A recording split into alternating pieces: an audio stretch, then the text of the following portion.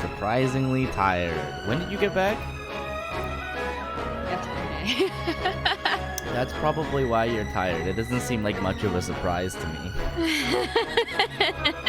But I had a full night's sleep. I should be rejuvenated and ready to go.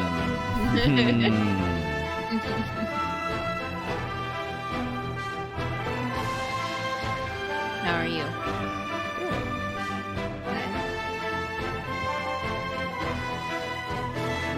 Clover had a surprisingly eventful day today. Oh. What happened? We, so first I took her to the dog park, and that was fine. But then, like, these two people started having, like, a very loud shouting match. And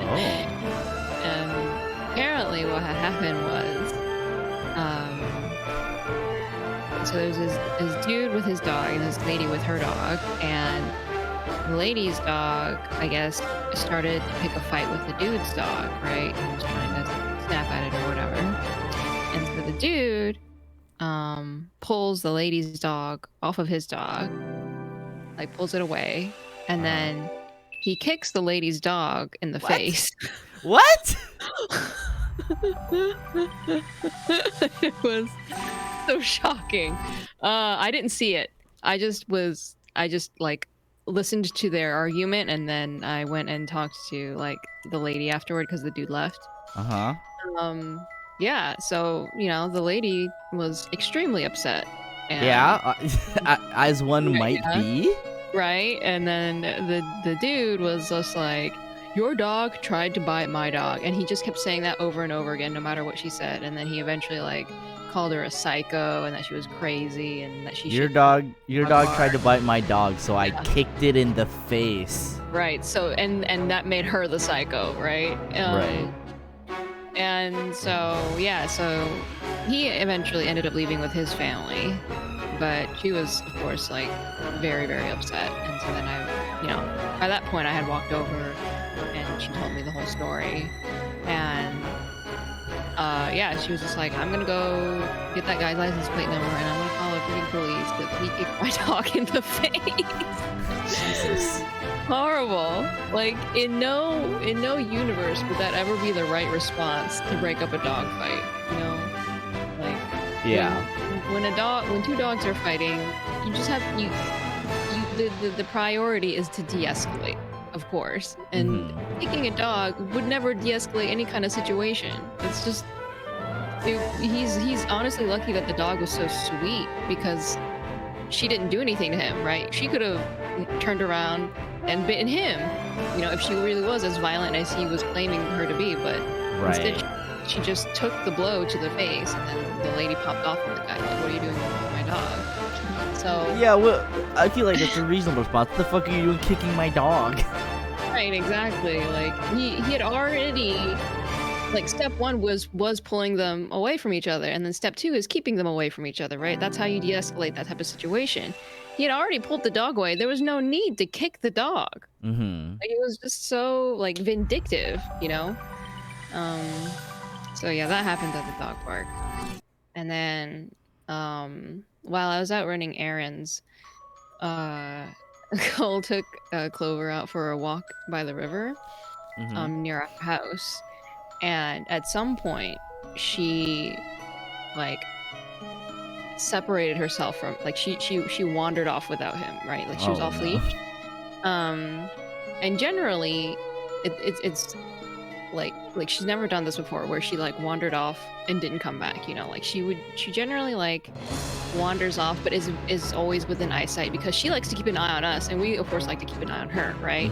So it's very, very uncommon for her to just leave, but she left the vicinity, and so Cole was freaking out, and he was running up and down the riverbank like looking for her, and then he called me, and then I was like 5 or 10 minutes away, so I drove back. And then by the time that I got there, he had found her because he got this inclination like, okay, she's not anywhere on the riverbank. Maybe she went home, like maybe she got lost, or she went through like a neighbor's yard or something, and then she just remembered the way home. So he went to go home and check, and yeah, sure enough, she was on the driveway, and she was just like, "Oh, hey, it's you." He was like, "What took you so long?" Yeah, she was like, "Can you open the door?" Like she looked at him. I was like, "Oh, hey," and then she walked over to the front door, like, "Can you open it?" Fuck, Jesus Christ. Cole's so tired and in such a he was panicking, dude, you know, because he was gone, and yeah, no, it was very unusual for her to do this. And he thinks that maybe what happened was like, when I had left to go run errands, she got like some major separation anxiety from me, and so maybe when she was out with him, that she didn't want to go out. She wanted to wait at home for me. And so she went home instead of staying with him.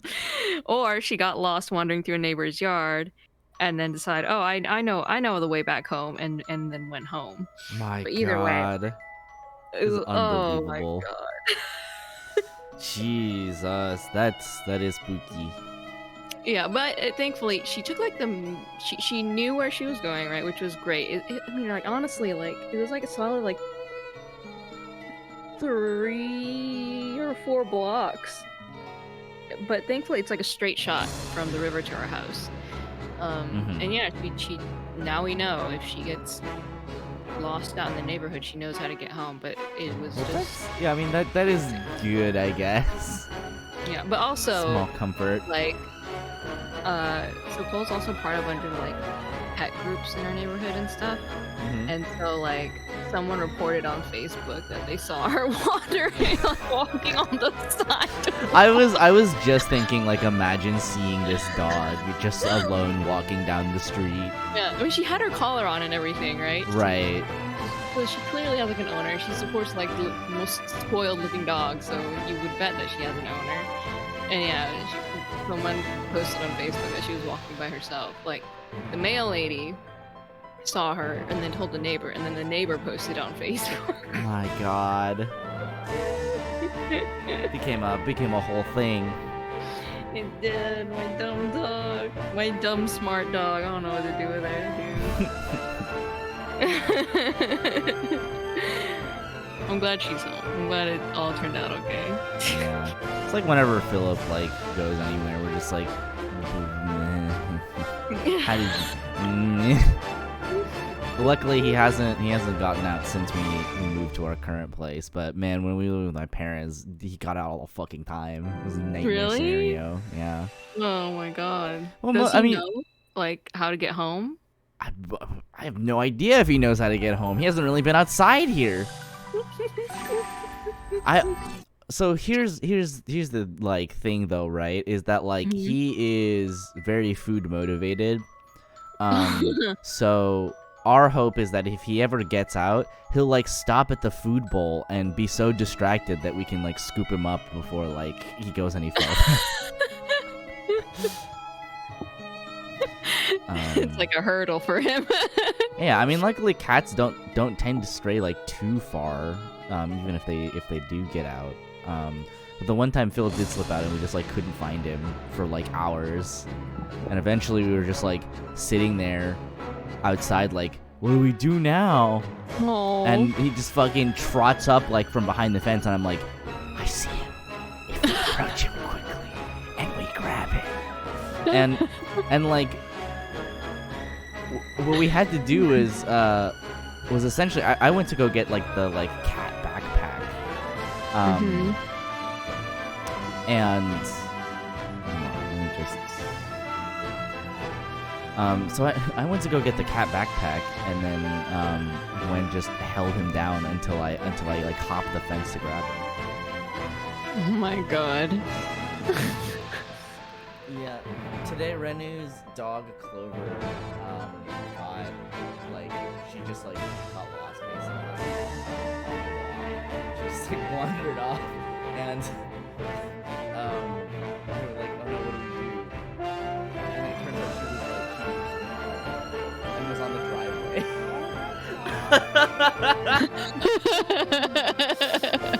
Well, he might though, right? Like, if it had been long enough, he might smell the food and come by.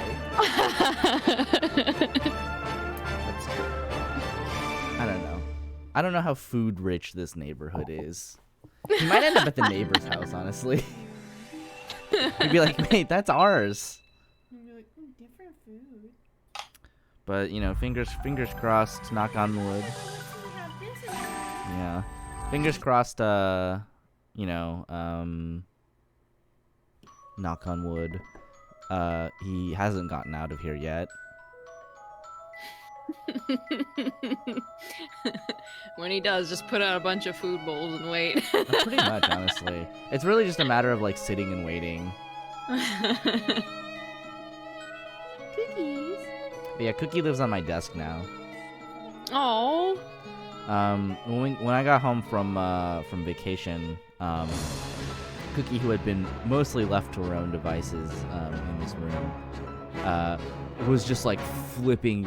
She was just like, no, okay, we're never leaving again, right? Like, we're never gonna be apart again, right? And so anytime I was sitting at my desk, she would just come and like sit on my desk. And so eventually I just moved the cat bed up here, and now she just sleeps here. Oh. It's her spot now.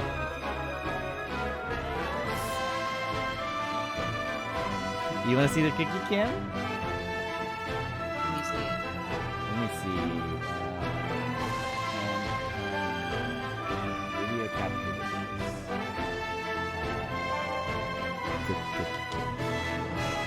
Just like when Bark used to live here.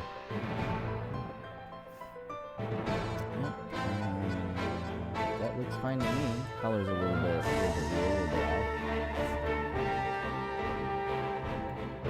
If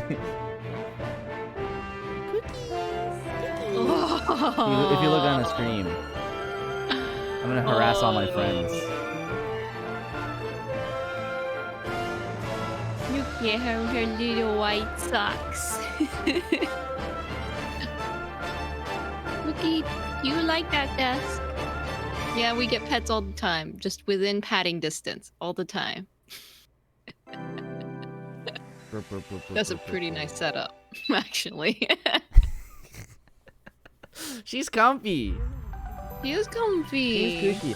Yeah, she doesn't really like to look at the camera. I think because when she sits on this side, she like kind of hangs off a little bit because there's only so much space. My desk is not infinite. It's time to make more room for the cat and less room for you.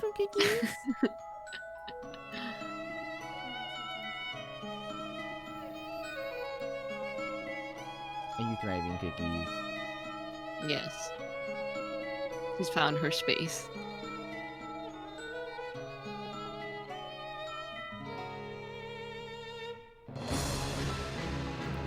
Cookies.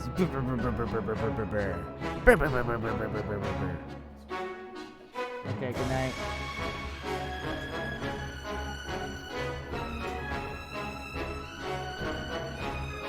I'm harassing my friends so they'll open stream.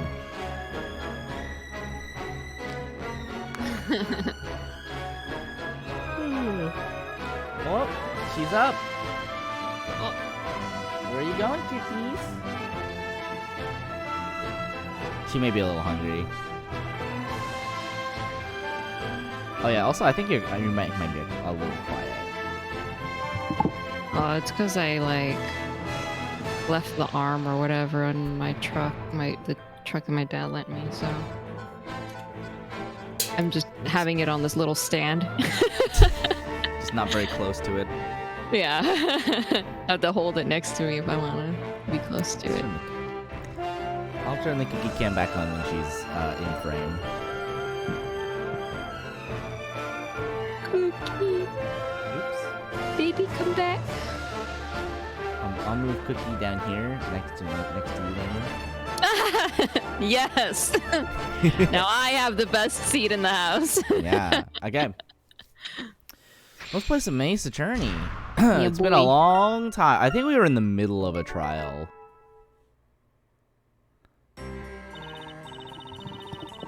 Well, so much for a fun evening at home. The knights came and crashed our party. They were shouting all about a witch and a witch trial. Talk about coming out of left field. They arrested Espella and dragged her to the courthouse under suspicion of being one of those witches they mentioned. Oh, wow. Welcome back. I know, it's been a long time since the stream. cat. You slightly missed the window on the cookie cam. She's on the floor now. And if she's found guilty, oh, you know, they'll only throw her into a pit of fire. They're joking, right? Bruh, we watched a murder happen last time. They killed that lady. But she's dead. She's in the fire. She'll be All back. about the Talea Magica. Oh God, what what did anybody sound like? It's been a whole month. I knew that this would happen, and I was also like, oh no. Uh-oh. When I saw her, the witch was carrying a large... No, hang on, wait. When I saw her, the witch was carrying a large milk bucket in one hand and a lantern in the other. I think that was it. The girl had the lantern hanging from her wrist. Her hand was contorted in a strange way. I got a good look at her hand, and it looked for certain that she was gripping something. The witch was holding a scepter in her right hand. She did not drop it once before she was apprehended.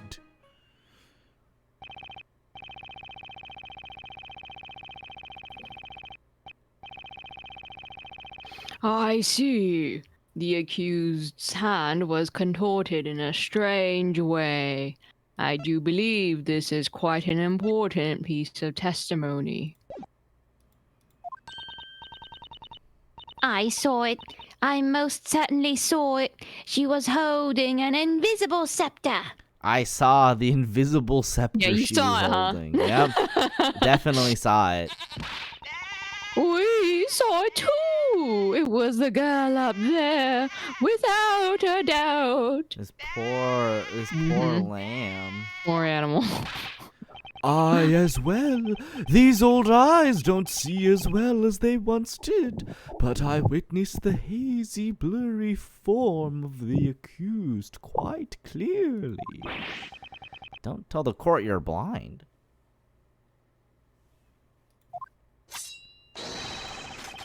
Oh, Cookie's hissing at Philip through the doorway. My eyesight is as sharp as the edge of my trusty blade.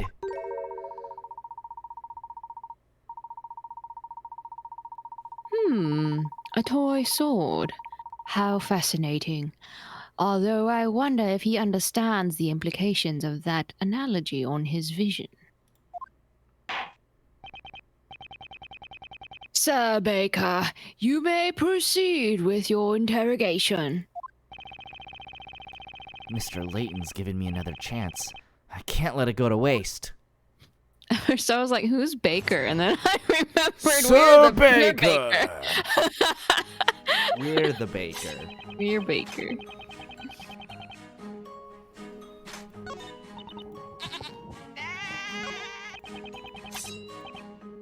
Hold it!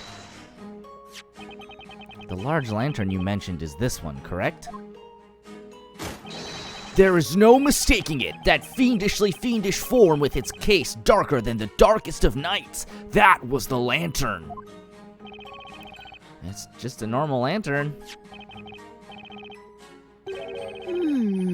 What is this? It would seem the glass is shattered. And there seems to be a sizable amount of mud stuck to it. On closer inspection, it appears mud has stuck to the broken sections of glass. Most intriguing. So then, when exactly did the lantern get mud all over it? And by the way, witness, you also saw a milk bucket, is that right? Indeed, I would bet my sword on it. And yet that milk bucket mysteriously vanished from the scene of the crime. How many times must I say it, Apprentice Baker? The problem is the Black Lantern.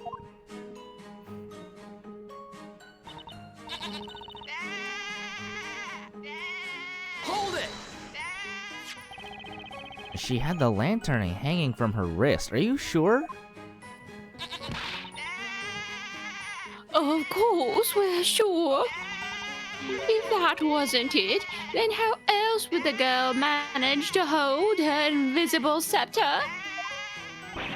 Ma'am, please, just testify about what you actually saw. We just said that's what we saw. Isn't that right, Snowy? Ah!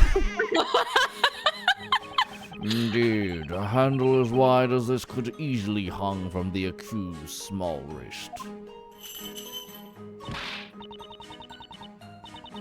Yes, that's what we were telling you.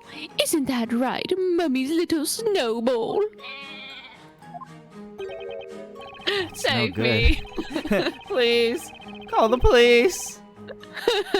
It's no good. They're all bent on assuming Espella was holding that scepter. It seems it may be best not to pursue this particular line of questioning any further. Well, that's just super. Hold it! What exactly was the defendant gripping? It was... that's right. It was something cane-like. What was it called? Oh, witch's scepter? Yes, it was definitely that. Objection! Whoa, okay, wait, Miss Kira. You didn't actually see it, did you? Witness. This cane-like object, was it perhaps roughly this size? Oh, why yes, it was exactly that size. That's no good. They're all bent on assuming Espella was holding that scepter. It seems it may be best not to pursue this particular line of questioning any further. Oh, that's just super.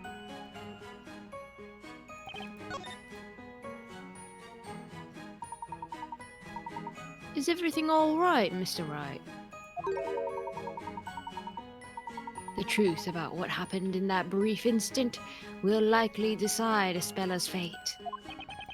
I have to do everything I can to find a contradiction in these testimonies. Guess I should take another look at the court record. What's on the court record?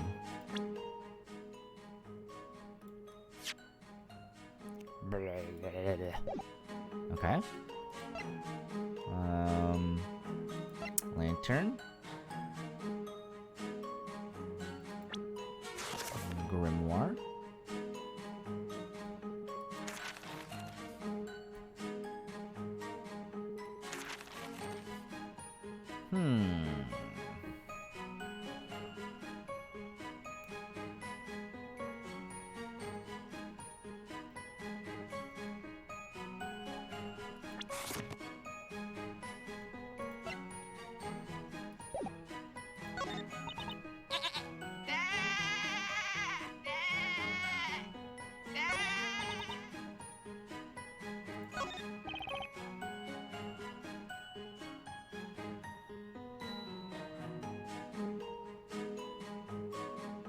Hold it!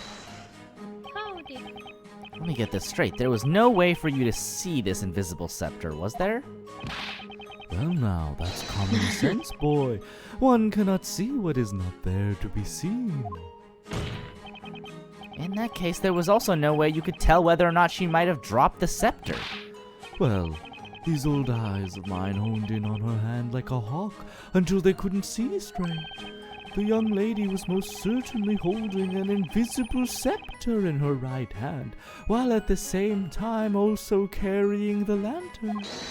Or do you perhaps possess some piece of evidence to suggest that she dropped the scepter?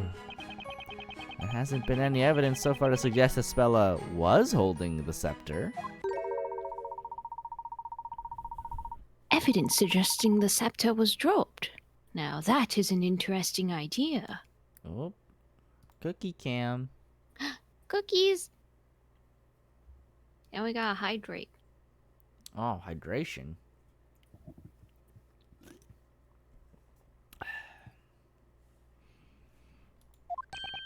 Huh? If Isabella did not have the scepter in her hand, it would have been impossible for her to have used any magic. Well, yeah, that's true. I don't suppose. Might there be a piece of evidence that could prove this? Something to prove that Isabella was not holding the scepter at the time of the murder. In other words, evidence to show that even if Spella had been holding the scepter, she would have dropped it. Aw, Mads, thanks for the resubscription. Welcome back to Women Respecting. Oh yeah, let me read all this. Thanks for respecting women, Mads. Objection! There is a high probability that Miss Cantabella was not holding the scepter. Another hydrate. Oh boy.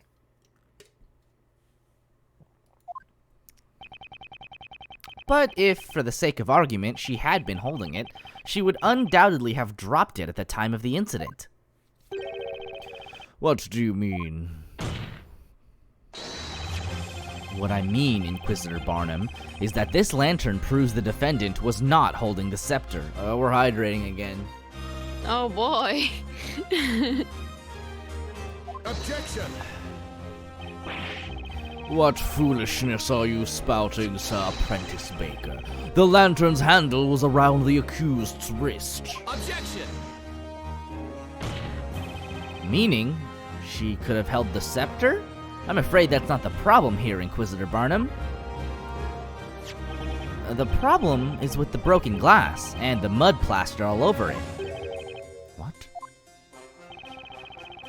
The rain had ended just as the murder was taking place. That would make the path fairly muddy, don't you agree? When the thieves grabbed Miss Cantabella by the arm, the lantern must have fallen into the mud. The lantern fell into the mud! Why, of course. That makes sense, doesn't it, my little snowy wowie? Well, what do you say, Inquisitor Barnum? If she was holding the scepter at that time, that would mean that when she dropped the lantern, the scepter would have fallen along with it. Yeah. What's going on? Inquisitor Barnum seems speechless. That defender has managed to turn the thing around, even though he's just some baker. No way! Pay the witch's accomplices no heed! They are just trying to trick you!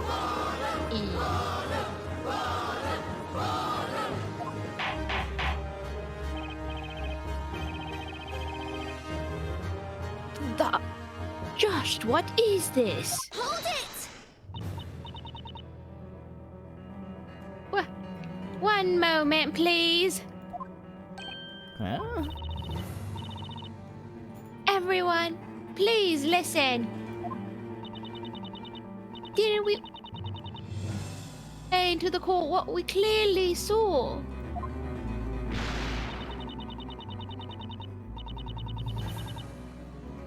It's a lantern. So what? What's so special about it? Explain it to me so that I can understand. So that you can understand?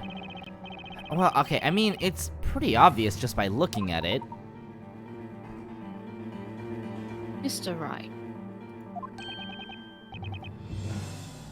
What is it, Mr. Layton? There is something about this witness.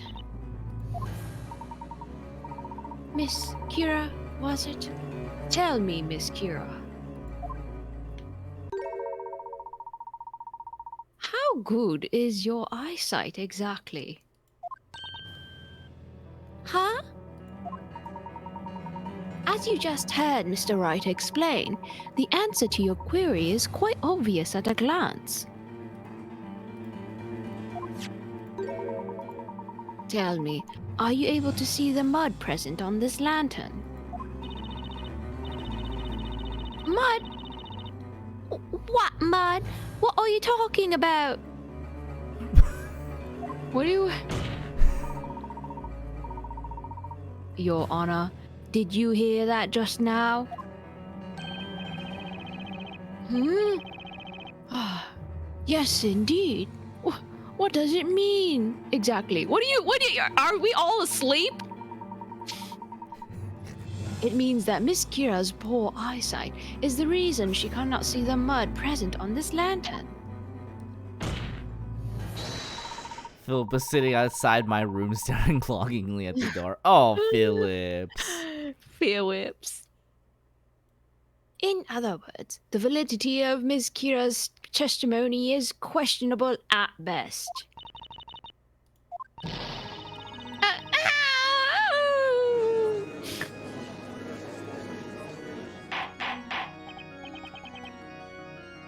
Oh. Hold on, I'm gonna bump the audio slightly. Okay. Order! Order in the court! What is the meaning of this? What say you in your defense, witness? I highly recommend you give us nothing but the truth. I'm sorry, Inquisitor Barnum. It's true. I need to wear glasses. All the time, in fact. What? You need to wear glasses?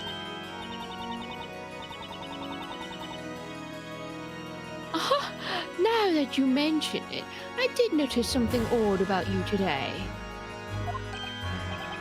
Oh, I thought you looked familiar. Gone is the mist that clouded my mind. In its place, clarity. Fair maiden, a pair of spectacles are as valuable as a shield to a knight. Make haste and procure another pair.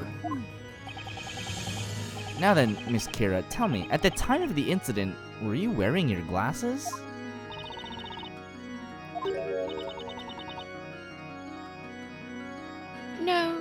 No, I was not wearing them. What a pointless witness. The truth is, I lost my glasses a couple of days ago. You lost them? So, her glasses were missing during the time of the incident. Mr. Wright, might I recommend that you keep note of this fact? It could prove useful later. It seems pretty useful now. Got it.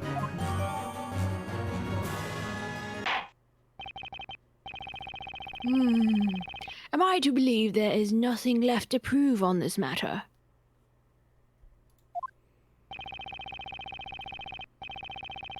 At the time of the murder, the accused did not have a witch's scepter in her possession.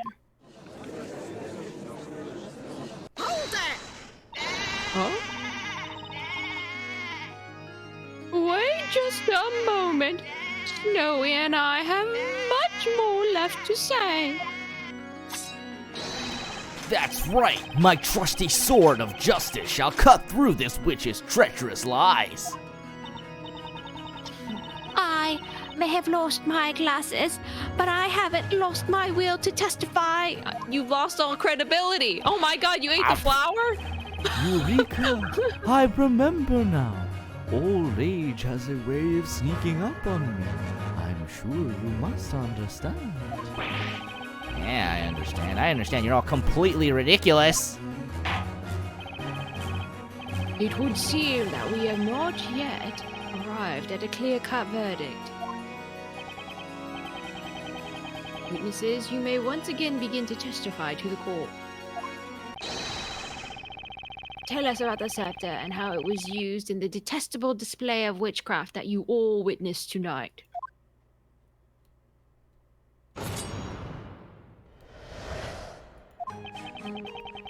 The girl was not holding the scepter in the same hand as the lantern, which means it must have been in her other hand. The accused is holding a milk bucket in the court illustration.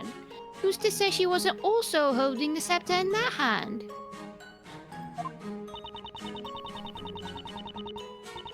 That milk bucket is lighter than it looks.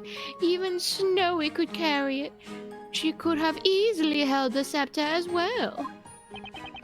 I did not see this milk bucket. Everything felt like an illusion. I'm starting to wonder if any of y'all saw anything. They haven't been particularly forthcoming.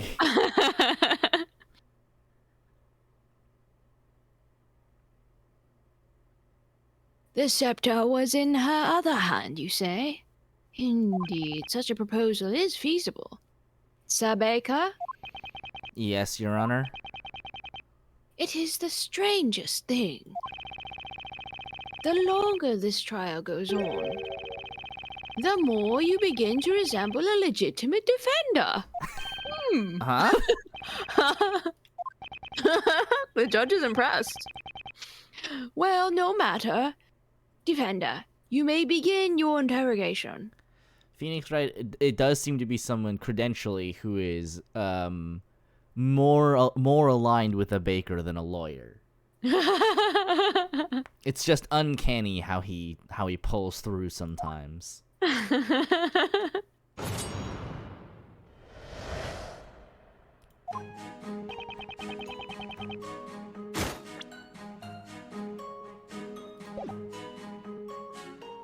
Hold it! But did you actually see that with your own eyes? Alas, magic's vile embrace hid the scepter from my sight, so I did not see it, per se. However, through my years of nightly training, I have learned to see through such cunning trickery. Is that so? For example, this morning, I found myself unable to locate the whereabouts of my trusty blade. Its location was a mystery. So I tried my hardest to think and remember where I would have kept it last, and before long, behold, it transpired I was carrying my trusty blade in its scabbard all along. Life is riddled with such trickery. Would you say life is riddled with trickery, Nick? Sure feels like something. Only if we're talking about my life, Maya.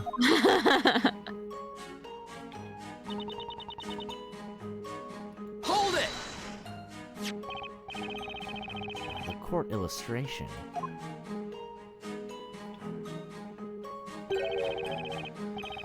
That's right. Judging by this sketch alone, it does look possible for her to have held the scepter. However, if you actually try holding that thing, you'll notice just how thick it is. No way she could have been holding it. Objection! That is nothing more than mere speculation. You cannot say for certain that she was unable to hold it. When you say speculation, I say it's a fact. There's just no way Espella could have been holding that thing. As expected, this testimony is filled with nothing but assumptions and conjecture.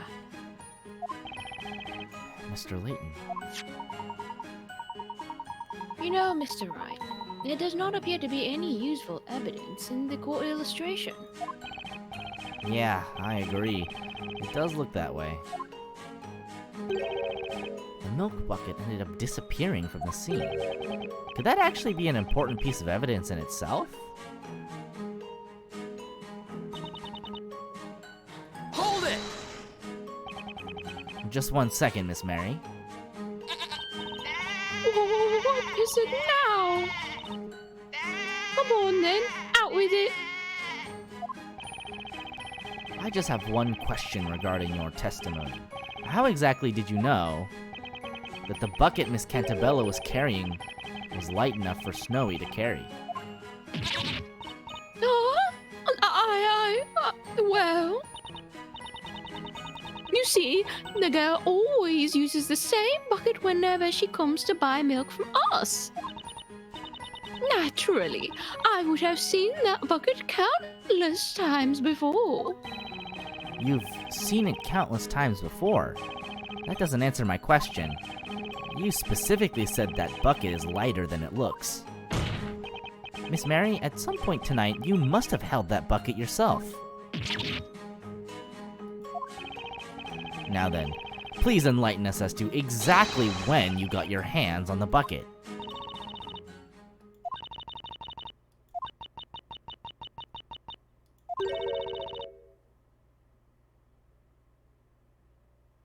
It's true. By that time, Robs and Bugs had already been burnt to ash. And then... Their names are Robs and Mugs. I forgot about that. It's me, Thief McBank Robber.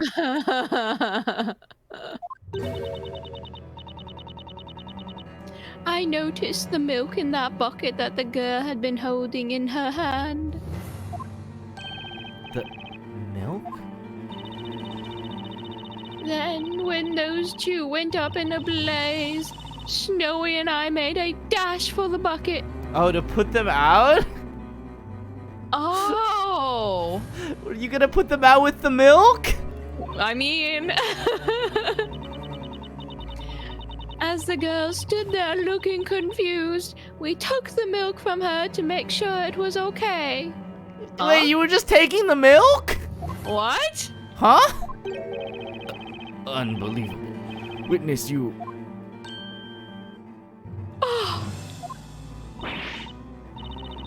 Well, it was just so wasteful. Oh my god, you gave her way too much credit, dude! Whoa! She didn't care at all! Oh my god, she cared about the milk! She only cared about the milk! She was like, these fuckers are dead. Might as well not let their ashes fall into the milk. That's perfectly good milk we're letting go to waste. Good Jiminy Christmas.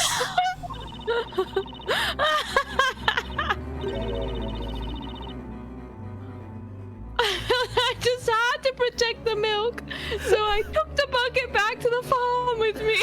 I had to protect the milk! Fuck right off. Madame, do you mean to tell the court that you took evidence from a crime scene back home with you? That explains why we were unable to locate the milk bucket at the scene. Oh my, you're scaring poor Snowy. Here, I brought the bucket back with me anyway. See? I didn't even tamper with the milk. Wait, hasn't it gone bad by now? I'm sure you didn't. The court shall accept this milk bucket as evidence. That milk must be spoiled by now, right? I don't know how much time it's taking place. I don't. Looks like that's one more piece of evidence for us. This bucket of milk. Now, will the gentleman with the impressive beard proceed with his testimony? Well, you like that beard, huh? Recognizes game. Judge?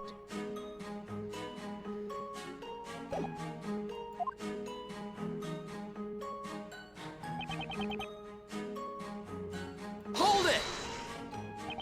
You didn't see the bucket?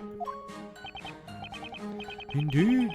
Naturally, there was no way of me noticing the witch before the crime occurred. My mind was placid as the most placid of placid lakes. But like the early bird on its morning hunt for that elusive worm, my senses remained vigilant. You do realize the other witnesses have all testified to having seen Miss Cantabella carrying that bucket, though. And when you have journeyed as far as I have through life, you find all is but an illusion. That is, except for Lord Storyteller, of course.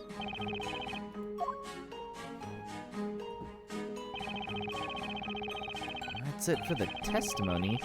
Still, something is bound to be there. I can't believe Mary took the bucket home with her. Miss Mary must be one of those thieving forest wolves we've been hearing about. Let us hope she doesn't eat it like a wolf as well, Luke. For her Snowy's sake. Jesus. Yeah, I've got this new piece of evidence. But the question is, how can I use it? You know, looking at this milk bucket now,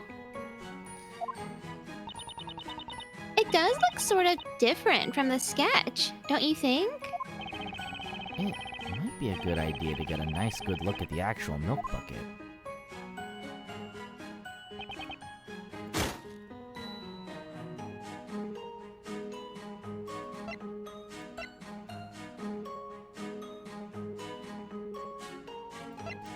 They said get a look at it. I mean, it is a bucket. Wait, look at the one in the sketch then. I don't know where that is. Wait? I don't know where the sketch is. Is it in the case outline or?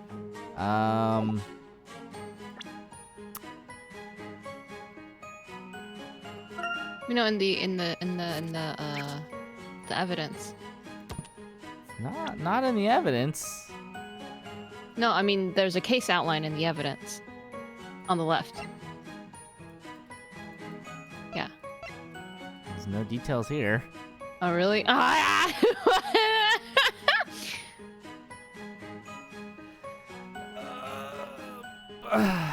Okay.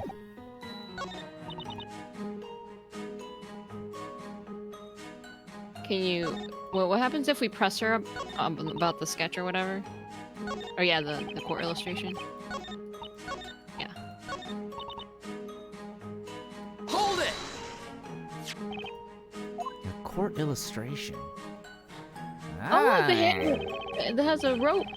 That's right. Judging by this sketch alone, And little studs on it. Objection!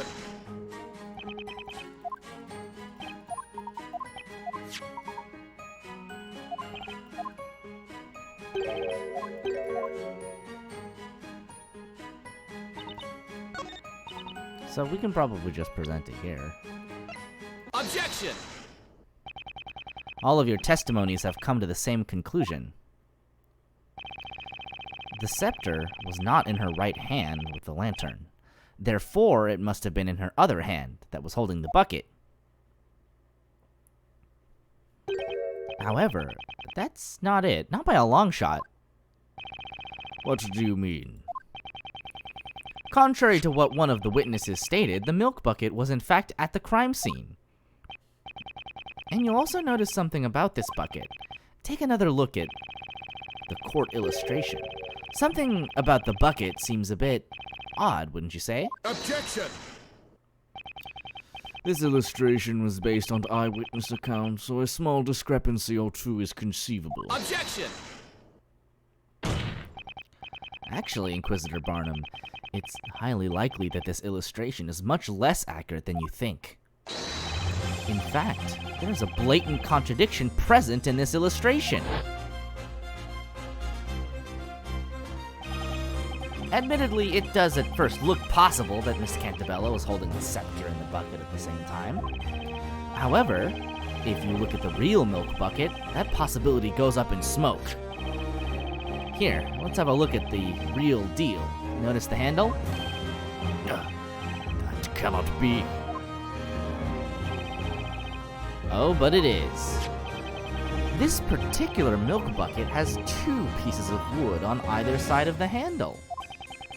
If you were to try and hold both the scepter and this bucket, well, let's just say that'd be a challenge, to put simply. There's no way anyone could hold both the bucket and the scepter at once. What? That must mean clearly you have the wrong bucket. We never lie when it comes to milk. That is the very bucket I took. You can trust her when it comes to not lying about milk. She told you all about how she didn't help people and just took the milk with her. She was willing to let those two dudes burn to death because she wanted to save the milk. She was like, it's too late for those guys. It is not too late for the milk. Oh, fuck. Looks like the witnesses are as surprised about this as Barnum. The defendant couldn't have been able to hold the bucket and the scepter at once. Also, we've already established that she was not holding a scepter in her right hand. Therefore, the defendant, Mrs. Spella Cantabella, was not holding a witch's scepter at any point during the incident.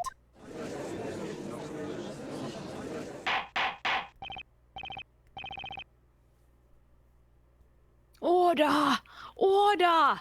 I said order! Just what? What is the meaning of this? In all my days as judge of this court, I have never heard such an argument. These are but a paltry set of words, and yet they ring with such remarkable strength.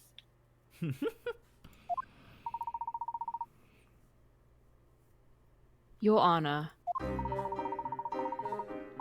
what you just heard was logic. Logic and reason!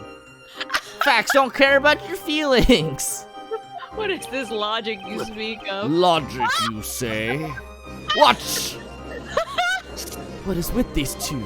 They're logical! They just silenced Inquisitor Barnum with mere words! With logic! Such foolishness! This must be some type of witchcraft! Yeah, logic is witchcraft. Wait, do you think... Could they be witches? Don't pin this on us, man. We defend the witch, therefore we must be witches too, right? It would seem that the concept of logic does not exist in this world. My goodness. Right, then let's take this chance to knock that case down a peg or two. I'm worried if we keep this up, we'll all be joining Espella in a one-way trip to the flames. Objection!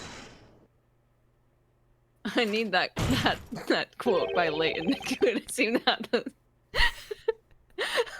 What you have witnessed, ladies and gentlemen, is logic. it would seem that the concept of logic does not exist in this world. Most intriguing. A knight allows a sword to speak for him during battle. You have spoken with a sword of words. So be it. I too shall wield such a blade. Okay. What do you mean? Sir Blue Knight, there appears to be a hole in this logic of yours. A hole? According to the earlier testimony, it was believed the accused had the lantern hanging from her wrist by the handle. However, she supposedly dropped it, hence it being covered in mud. That's right. While that may be true, it does not necessarily mean the accused was therefore unable to use magic. It is merely a question of when she dropped the witch's scepter. What do you mean, Inquisitor Barnum? It is very simple, my lord. The accused, while first holding the lantern of the witch's scepter, cast her magic. Then she dropped both the lantern and the scepter. Ah. The witch's scepter was dropped after the spell was cast. Of course. Yes, that must be it. Oh my god. What say you, Sir Blue Knight? That is but a taste of the knightly knowledge of the Inquisition. Wow, Sir Barnum cut through that baker's witchery like a hot knife through butter. Exemplary. I expected nothing less from the hand of Barnum. Ooh, to be able to shake that powerful hand someday. Well, we're back here. Yep. That Inquisitor isn't quite what he first appeared. Yeah, sure seems that way. Just a moment ago, it seemed like he'd never even heard of logical debate. Now he's suddenly using it against us. This guy's no joke, that's for sure. He learned logic today. Now then, most honorable witnesses, I ask that you lend us your aid once more.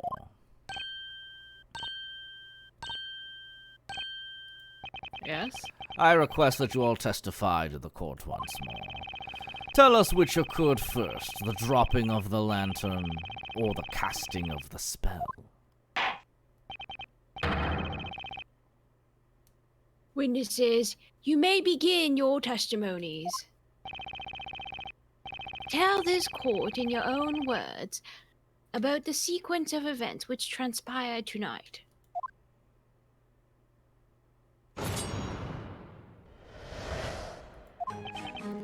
Of course, the lantern fell to the ground after the incantation of Ignace. Sploosh! I'm as sure as Snowy is white. I made certain to keep my eyes peeled on that milk bucket after all. Besides, how can you be sure the lantern fell just because it has a little mud on it?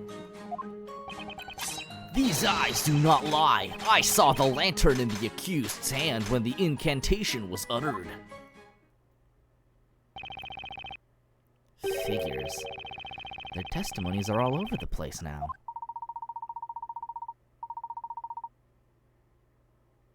These 4 testimonies, they are most interesting. The witnesses all saw the same thing, and yet people's memories are evidently quite fickle. They can never be a truly reliable source. Well then, Professor, with enough poking and prodding, I bet we can really cause their testimonies to crumble. Of course, we need to exploit their fickle memories to turn this thing around. We've got this, Nick. We'll press them so hard they won't even remember what they had for breakfast. My God, Maya, what do you think we do around here? I don't even know that makes sense, Maya. I can't even remember what I had for breakfast.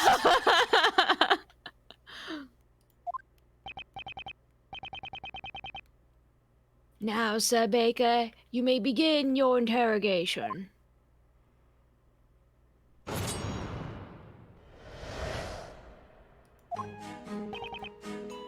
Hold it!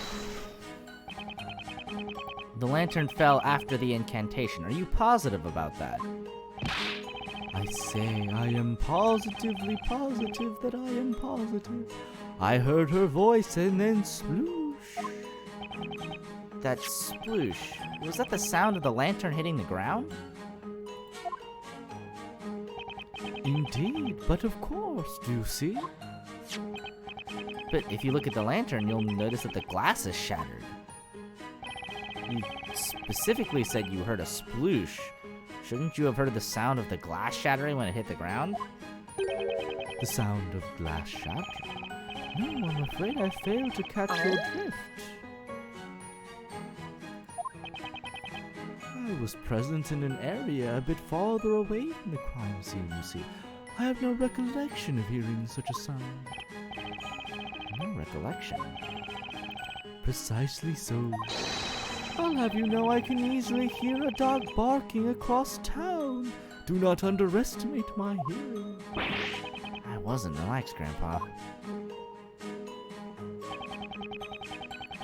There is nothing of interest in this testimony. Will the witness with the goat please proceed with her testimony? Oh, all right. You mean us. You startled us, didn't he, Snowy?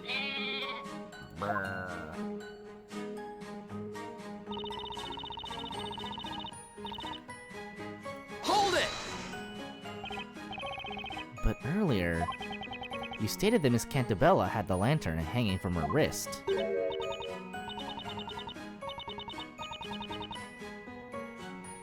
Well, not quite. We didn't say for certain. We only believed it was on her wrist. Uh-huh. Believed. Yes, precisely. You know how you sniff milk when you're not quite sure if it's gone bad? Mm-hmm. Huh? Then your nose is assaulted by that foul odor that you weren't expecting? Well, it's a bit like that.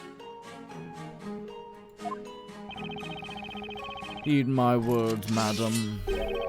do not make a habit of stealing, for your own safety.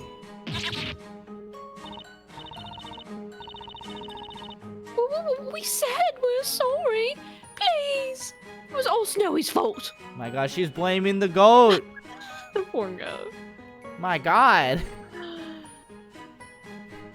Or she BBB. Oh, brother. Anyway, we can confidently say that we both saw the milk bucket, right, Precious? Precious? My precious. And as for the lantern falling, we don't know much about that, do we now, Snookums?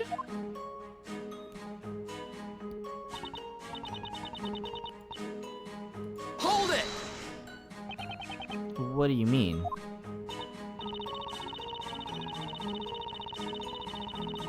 Well, maybe the mud was already on the lantern before any of this happened.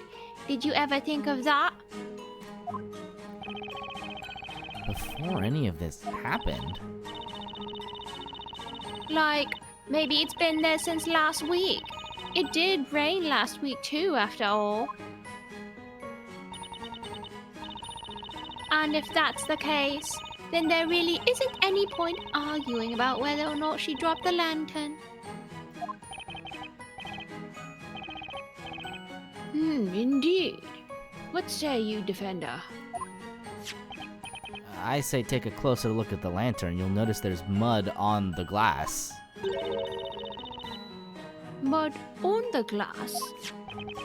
The lantern wouldn't be very useful with all that mud blocking out the light. Miss Kira, I tell your little theory regarding this lantern is muddy at best. I could point at witnesses till the cows come home. But that wouldn't turn this testimony into anything I can use. Gotta find a lead somewhere. Hold it! This is important. Are you sure you really saw that lantern? You are but a petty baker, are you not? It is not your place to be telling me what is important. There is but one thing of importance. Ridding this town of its witches as quickly as possible. Objection! Hardly. I'd say this is far more important. What? We're trying to find out the truth here. How absurd! That girl is a witch, I say, a witch! I would stake my entrance into the Knights of the Inquisition on it. I wouldn't do that, but if I were you, for your own sake, I wouldn't do that. Don't end your career before it's begun. Listen well, whelp. Yes, Sir Barnum. Many young men within the ranks of the knighthood share your level of passion, however. You let your ambition completely blind you, the same way that a muddy lantern leaves one blind and helpless in the dark. What? This guy. Yes, indeed. I would say he is quite the tough motivator.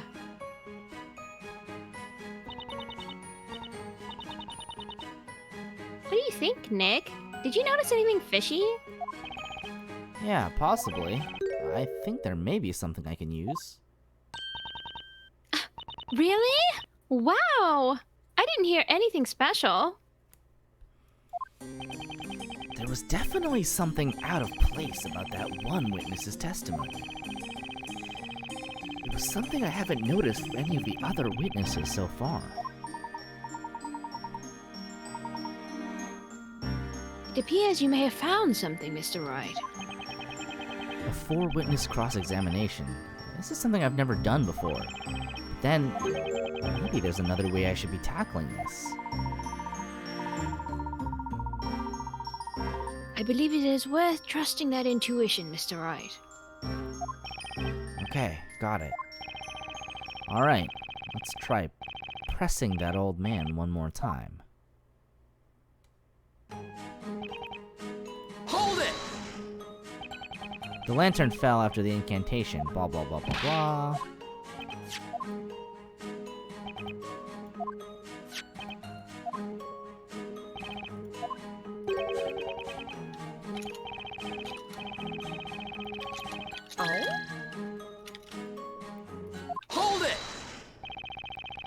There it is.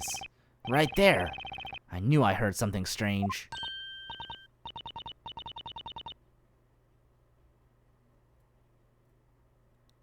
Huh? But old Graybeard didn't say anything weird. Maya, it's not the old guy that said something weird. It's the person next to him.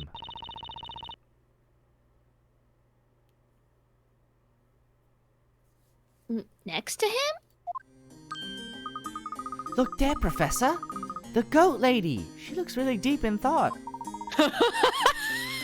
Ooh.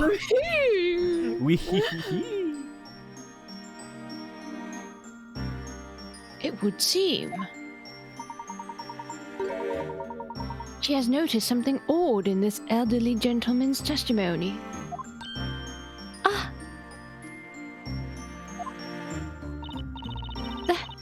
That's right! These cross-examinations have 4 witnesses. Hey, Nick, it looks like we're not the only ones paying attention to these testimonies. You're right. Which means, if they're all listening to each other's testimonies...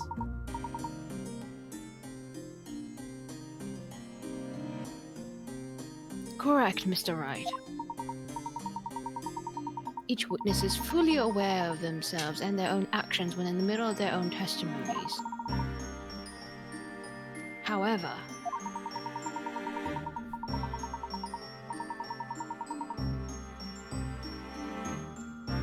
it is while listening to the testimonies of others that the witnesses may sometimes reveal the most valuable information. I see. It's habitual.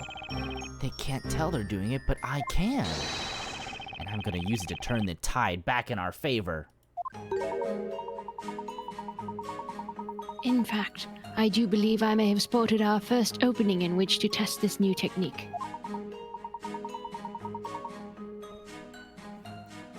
Mr. Wright, could I draw your attention to the touch screen? What's a touch screen? The touch screen?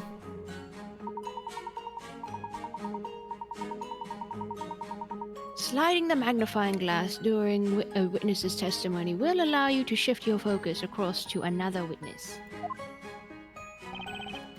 Right, so the important thing here isn't the witness that's in mid-testimony, it's the other 3 witnesses listening. It's just a matter of catching them off guard and questioning them.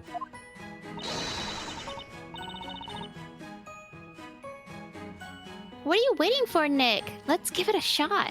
How about we try questioning the goat lady next to old Graybeard? Okay, all I have to do is slide the magnifying glass over that witness.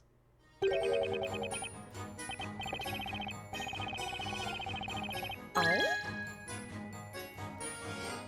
Hang on! Hang on! Hang on! Excuse me, Miss Mary. Oh, do you mean us? But Snowy and I have nothing else left to say. I knew it. I caught her completely by surprise. Mr. Wordsmith just gave his testimony. He told us all about the sound he heard when the lantern fell to the ground. Mr. Wordsmith didn't seem too sure, but I wonder if you might happen to have something to say about this. Well, that's...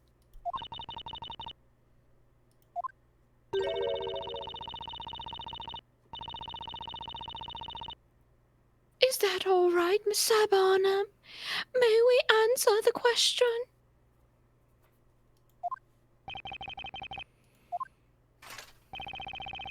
Do what you will, madam. There is no need for formalities. Huh?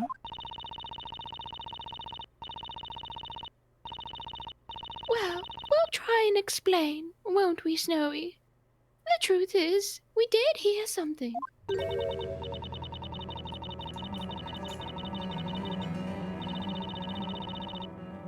That is to say, we heard the sound of the lantern's glass shattering. We're sure of it. It was frighteningly loud. Yeah. It quite startled us. Didn't it, Snowy dear?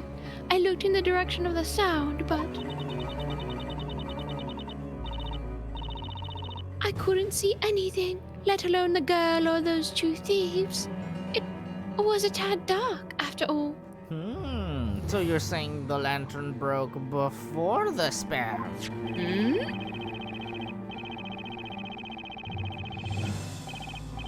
When the glass shattered, the flame inside must have gone out.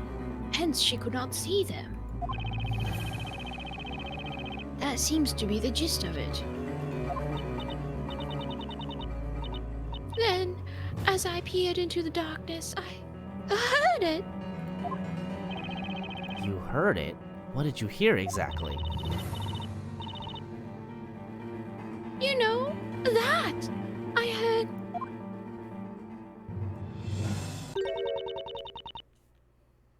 the incantation for the spell Ignace.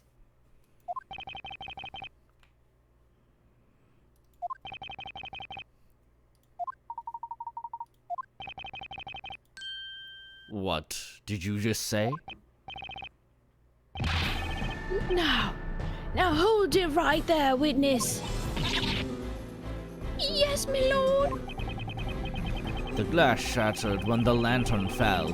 Then after that, you heard the incantation for the spell Ignace. Do you swear to this court that this is without a doubt correct? Yes, maybe. I think. How about my testimony? What of my oratorical observation? That blasted spell Ignace occurred first, then the lantern plummeted to the ground. No such thing.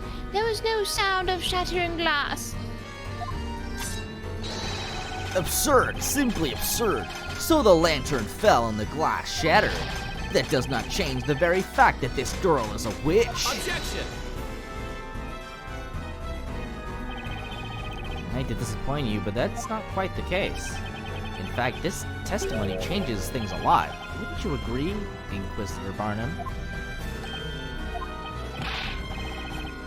Oh, what is the meaning of this? Let's go over what we know so far.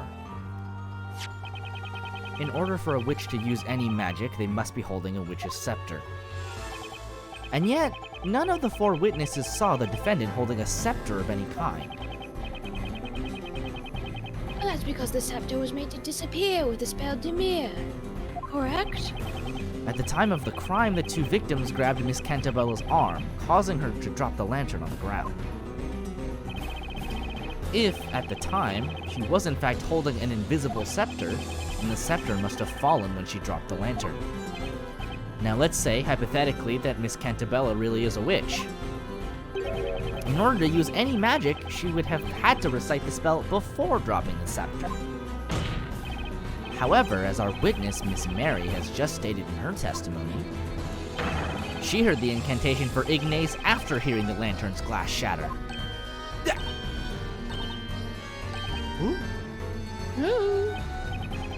You do all understand what that means, don't you?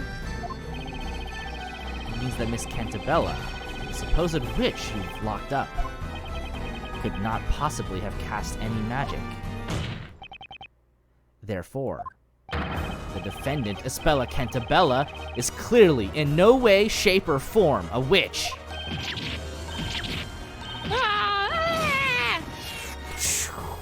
Oh my god! Such frivolity! Do you realize what you're insinuating? Do you really think she is not a witch? Such nonsense. Did any of you even listen to my testimony? God, I wish I could crank the BGM. It's so fucking good. Alright, let's, hold on. Where's the audio here? Crank that. Crank that.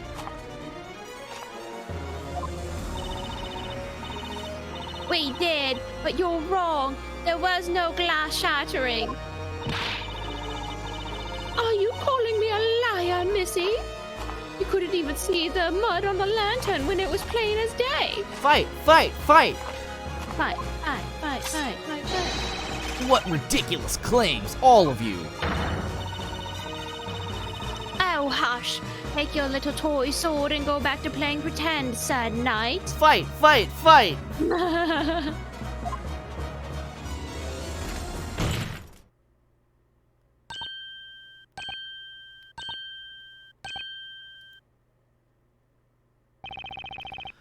Witnesses, this is a court of law, not a playground.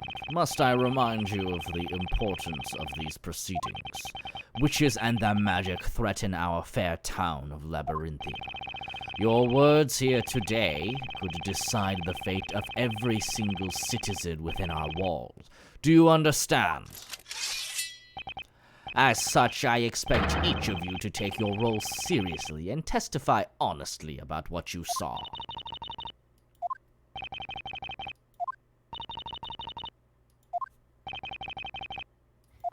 None of y'all saw anything. Nothing useful. In all my days as judge of this court, I have never seen such behavior.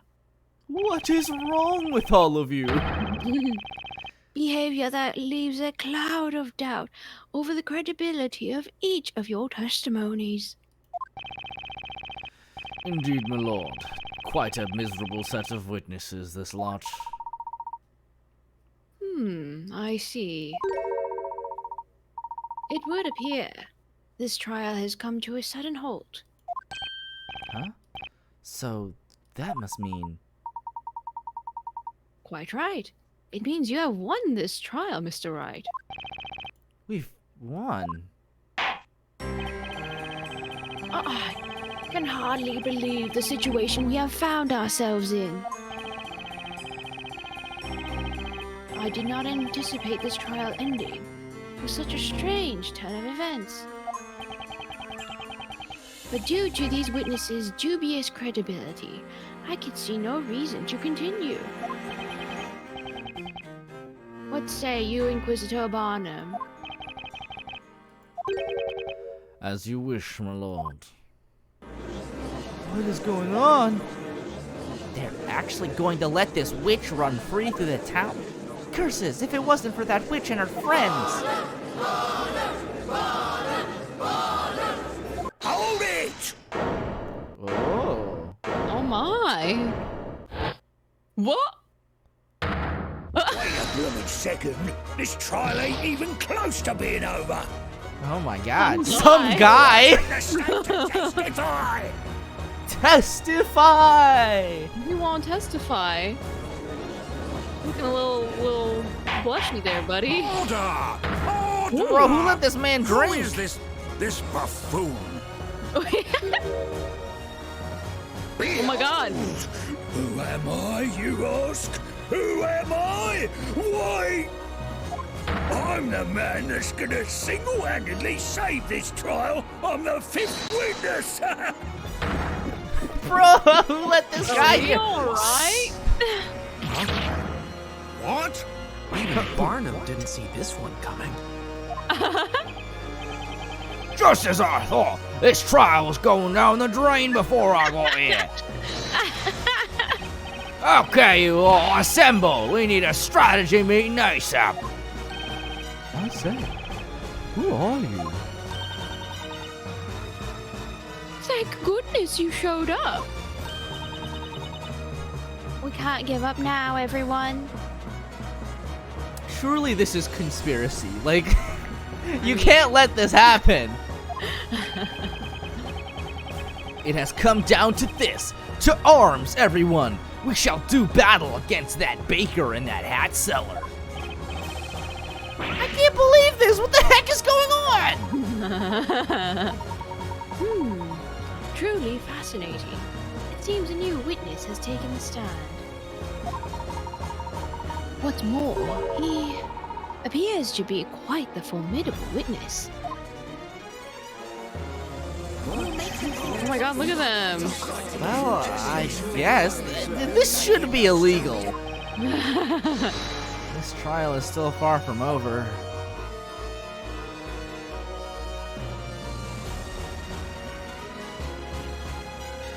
To be continued.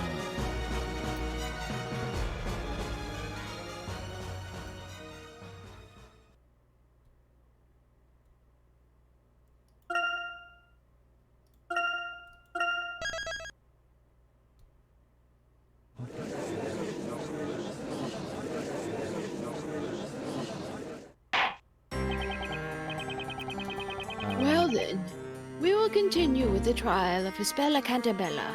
Before that, why don't we take a little break so we can get Okay. some water and go to the bathroom? Alrighty. Burb.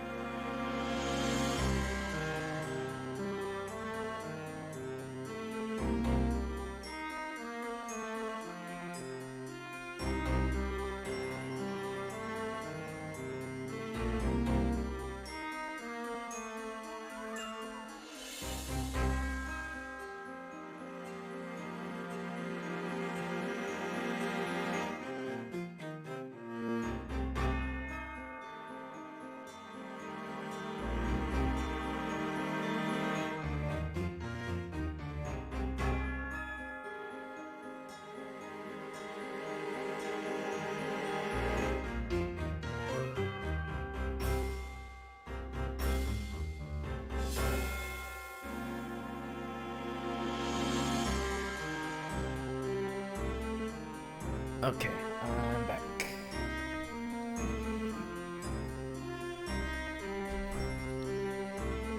I take it Renu isn't.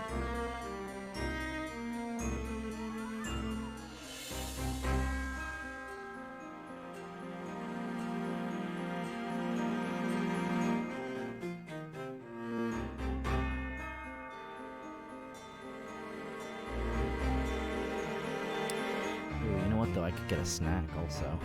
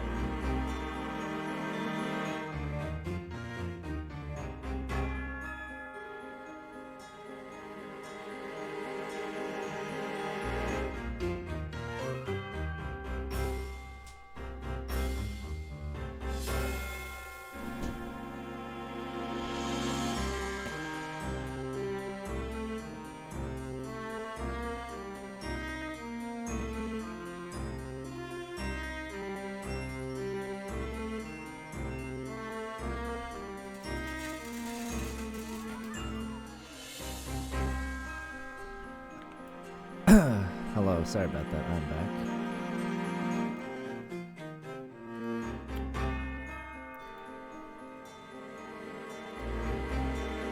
Hello?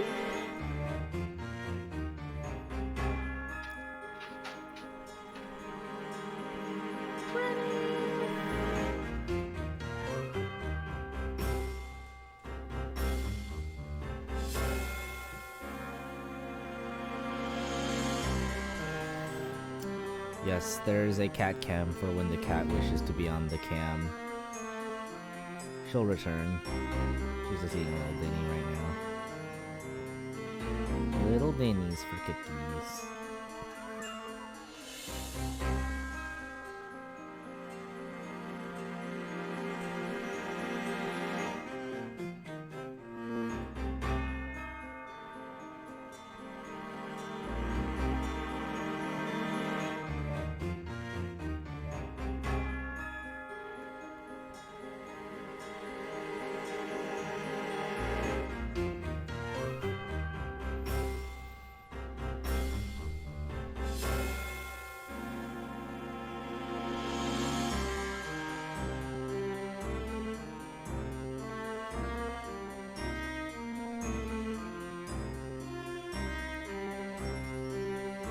How are you, Brandon?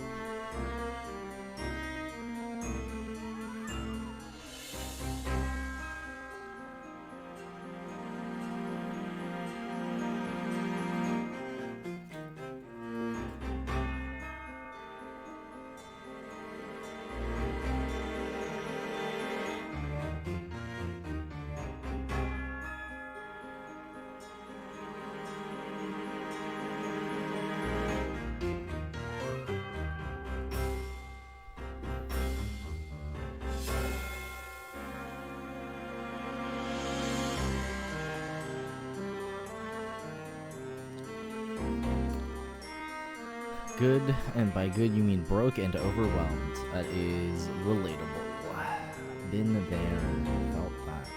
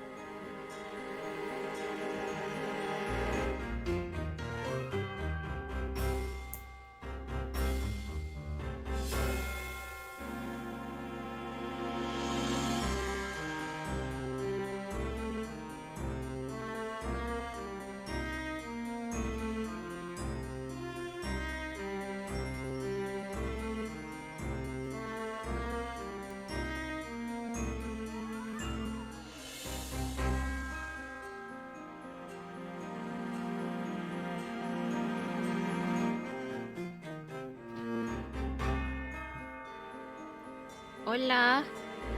Welcome back.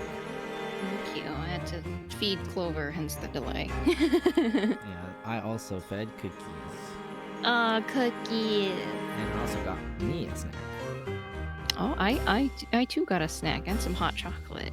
You know what? I got some hot chocolate too! Oh my god. Same brain braining cell. tonight. Same brain cell. I was like, you know what? I want a little hot chocolate. That's how I felt. I was like, I want something warm. How about some hot chocolate? That's funny. Wait, we have hot chocolate. Good coordination. Sean was not planned in the aware of the hot slightest. chocolate. Yeah, we have hot chocolate in the pantry. It's like a huge box of Swiss Miss. Ah. I don't know. Everybody else in the house knows about it. They intentionally left you out, dude. I'm sorry. Sorry, Sean. Because you don't keep up with the stuff that's happening. You going victim blame over here. Sean doesn't leave his room. Why don't you address the hot chocolate to his room? And that way it'll land in front of his door, and then he'll forget that it's in front of his door. I will say the one thing about it is it's like a bulk box. Like, it's like one big box with all of the mix, like, in it. Whoa. So I have no idea how much to put in, honestly. Trips over hot chocolate, exactly. I think You about open doing the this all the door. time. About like when you get packages, I think about leaving them outside your door, and I'm like, but I don't want Sean to trip in like the middle of the night. You know what, Sean? You need like a little mail chute, right? Right, that connects from the outside of your bedroom to the inside. True.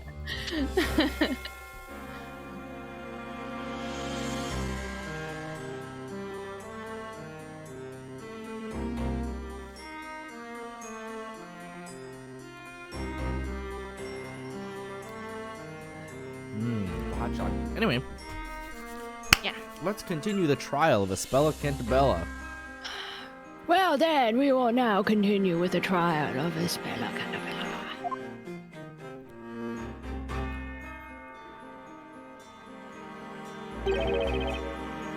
Oh god. Huh? Couple of last thoughts. First, we won't be able to release the new OGL today because we need to make sure we get it right, but it is coming. Second, where you're going to hear people say that they won and we lost because making your voices heard forced us to change our plans. Those people will only be half right. They won, and so did we. My god, is that the actual official statement they made? That's such dog yes. shit. It like literally is the most petulant. That is a dog shit response. I like how you can pay for Giga lawyers, but you can't fucking pay for good PR. What the hell? No, it's not even that. It's that you know that it was said by some executive having his assistant write it down, and then they were like, publish that, do that. Because a PR firm, I don't think would say something so bratty, right? That sounds like it was That's personal. fucking ridiculous. That's actually... It's some executive whose feelings were hurt. that's Well, incredible. No, That I is an don't- incredible thing to say. That's amazing. That is... It's been edited at least 3 times since posting, but this paragraph has never changed? We don't change How? that part. We never change that part. You can change the legalese, but you don't change that part. That part I wrote. That's what they That's frankly kind of fucking incredible. Like that is the epitome of that drill tweet that's just like, I'm not owned, slowly shrinking into a corn cob.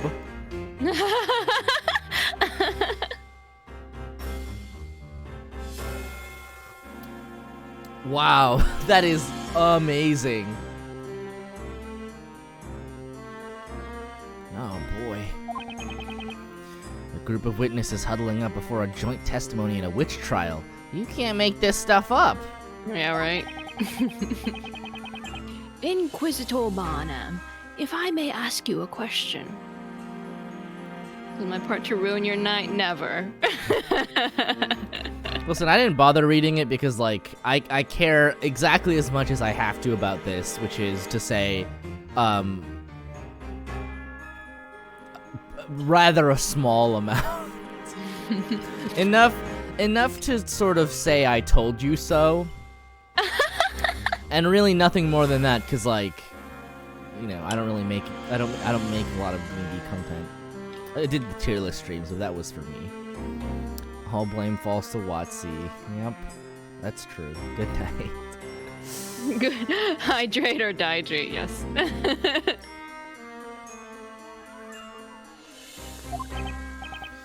Yes, my lord. We now have 5 witnesses on the stand. More hydration? So I must ask. Oh my god. Hydration. I must ask, will you not hydrate for me, Inquisitor Barnum? Look at him, he's hydrating. Oh my god. You're right. Why was this obnoxious looking man left out of your initial group of witnesses? Yeah, I wonder why. I wouldn't want him either. Drink your hot chocolate. Baldy's right, Barnum. That's just cold-blooded. There is but one reason, my lord. I did not know this witness even existed. Ah! You, sir, failed to come forward. When we were asking for witnesses for this very trial, you were nowhere to be seen. Well, that's 'cause I didn't hear a peep about it. I ain't usually around at night, except for maybe at Rouge's tavern. So you're basically telling us that you were up all night drinking. Anyway, it's all water under the bridge now, as far as I'm concerned. Just leave the rest to yours truly.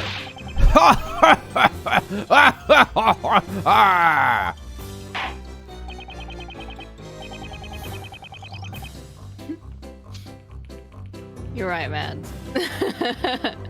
I'm sure Pathfinder will get an influx.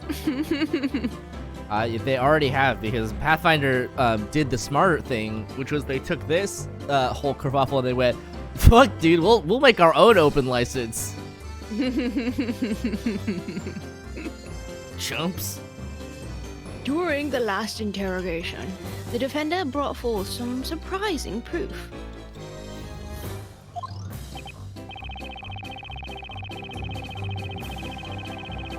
Namely, that there was little possibility the accused could have used magic.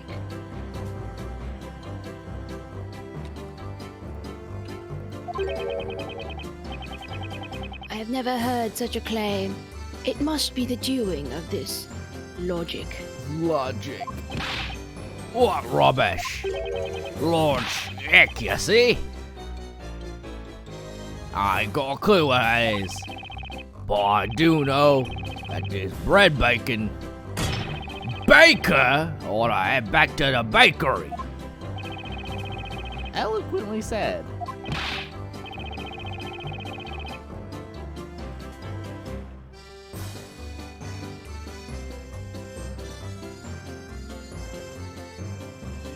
Oh, Grumps, give me and me partners over here a chance to speak. You want to know how this witch managed to be holding that scepter, don't ya?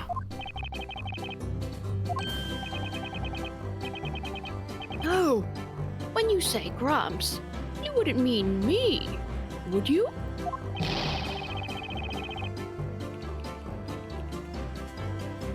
I fail to see anyone else meeting such a description.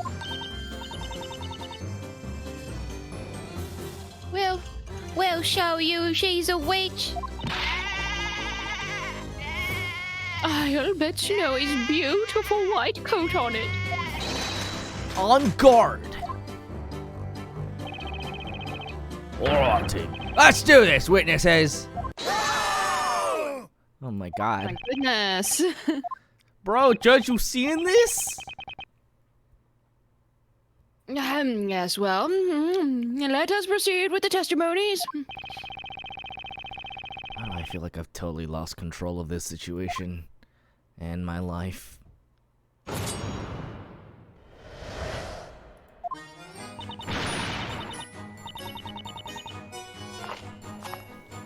Look at her go, she's eating them flowers. Oh, or hydrating.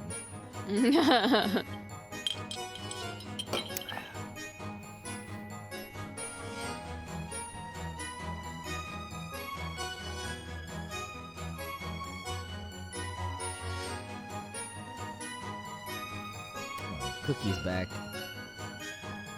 Cookie. Cookies. Return.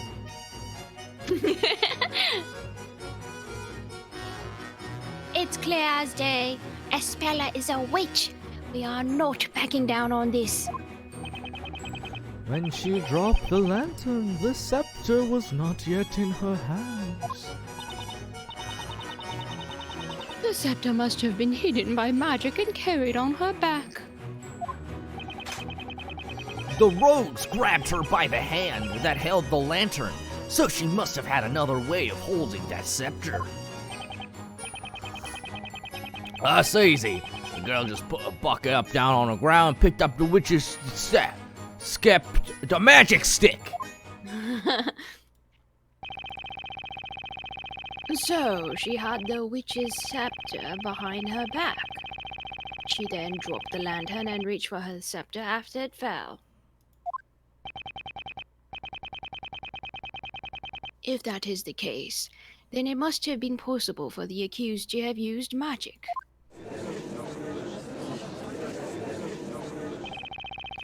This is bad.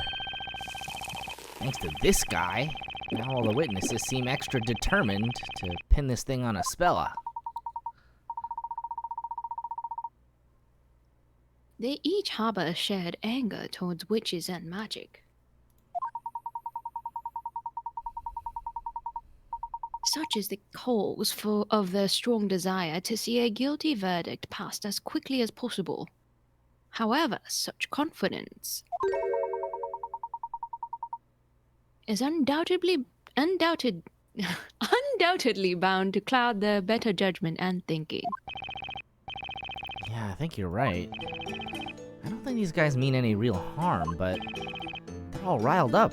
They don't even realize how distorted their idea of what happened tonight has become. At least, that's how it seems. This isn't good, Professor. The witnesses aren't thinking straight. They're completely blind to the truth.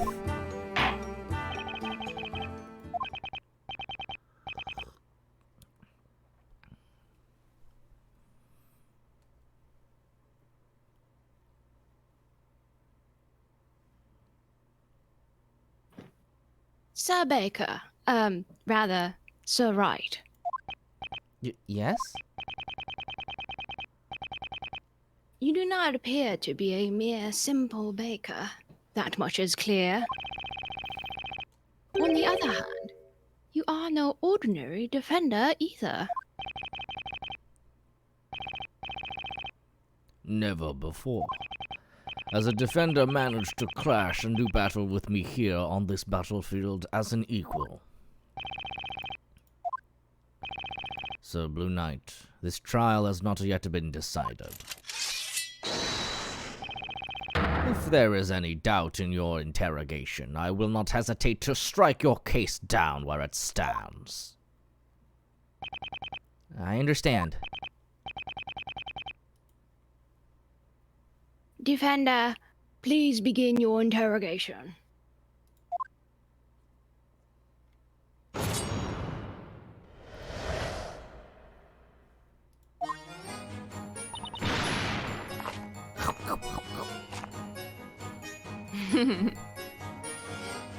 Hold it! Not backing down, you say?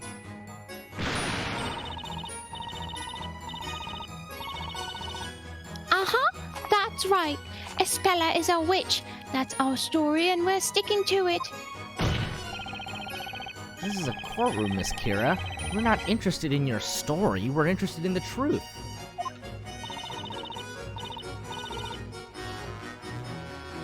You know what I think? I think stories have the power to touch our lives in really meaningful ways. Stop it. Yes. Generally true. Maybe in this case. Calm down. What do you mean?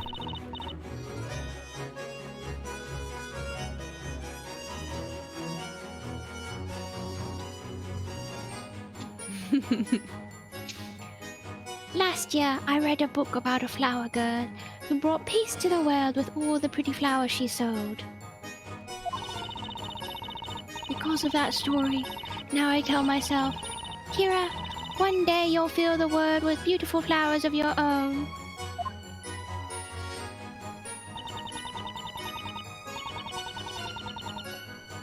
That story inspires me to sell more flowers.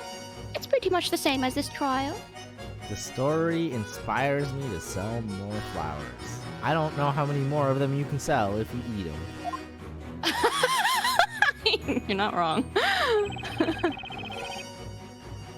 Oh, what a very touching story.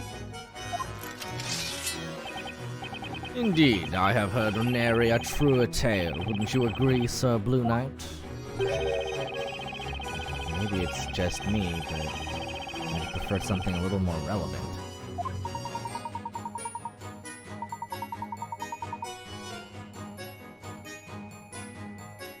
I'm afraid our logic may do us no good here. Let's move on to the next witness, shall we?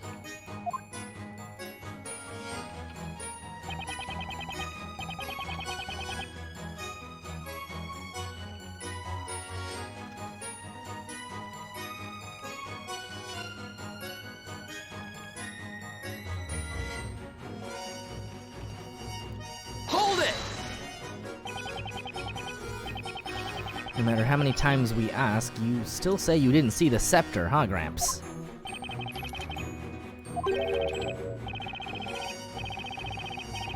I ask you, youngling, were you paying attention to this trial? Yes? Well then, magic made the scepter invisible, did it not? Thus, my old age clouding up my vision has nothing to do with anything. The scepter actually vanished. No, what I'm saying is, if it really was invisible, you wouldn't be able to actually prove it.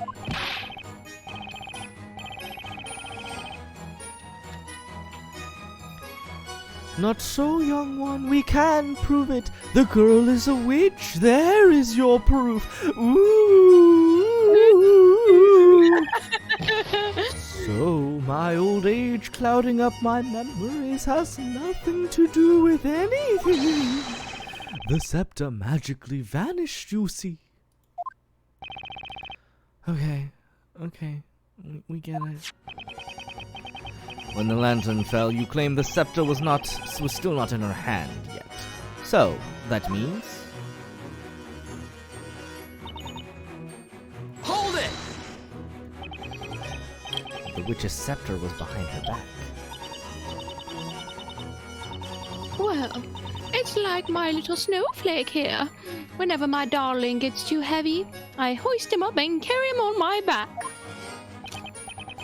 You mean your baby goat, right? Yes. There isn't a cuter little goat in this entire courtroom. Right, precious?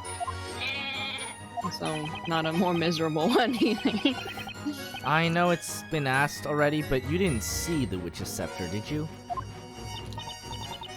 Well, no, but it must have been made invisible by magic and then put on her back. You know, Snowy is still such a tiny little thing. If I put him on my back, you can hardly see him. I hardly see the point of that comment. So the accused grabbed the witch's scepter after the lantern fell?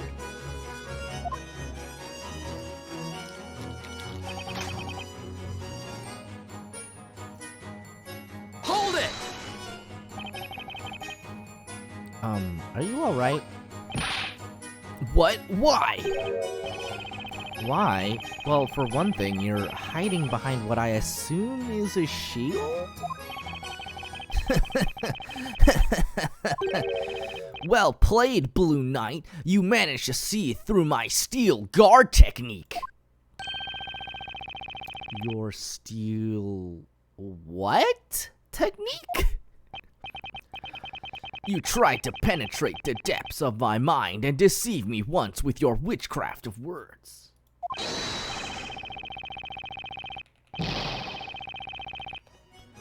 But you will find your words are futile against the strength of my shield, crafted from wood harder than steel.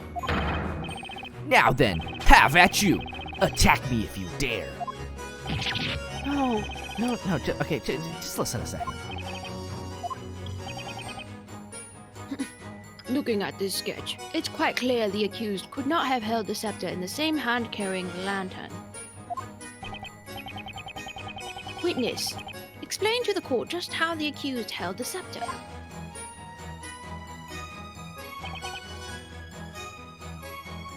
Hold it! She put the milk bucket down? That's right. Reckon if she did that, she'd have no problem holding that thing. Objection! But none of the other witnesses have said anything about seeing her put the bucket on the ground. But no one said a thing about not seeing her put the bucket down either, right? Bro, fucking everybody has some shit to say about this! Everyone's like, actually. Actually? Hang on! Excuse me, Miss Kira?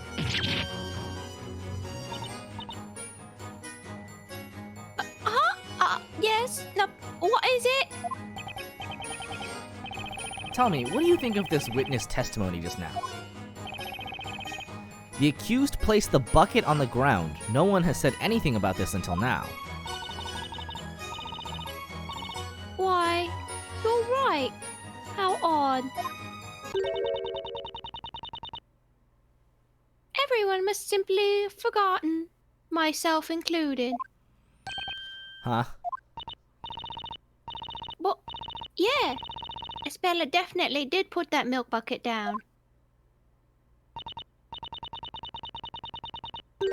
That way she was able to easily grab her scepter and use magic. Easy peasy, right? The nerve, Nick! It looks like she's trying to peg Estella as a witch every chance she gets. Really, I don't know how much more of this testimony I can stand.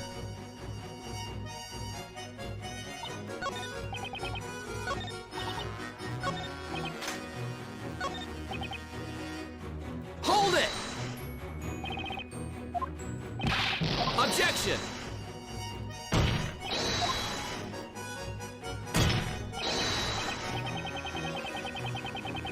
What? Hang on! Excuse me, Miss Mary? Huh? You mean Snowy and me? Tell me, what do you think of the witness's testimony just now? The accused placed the bucket on the ground. No one has said anything about this until now. That.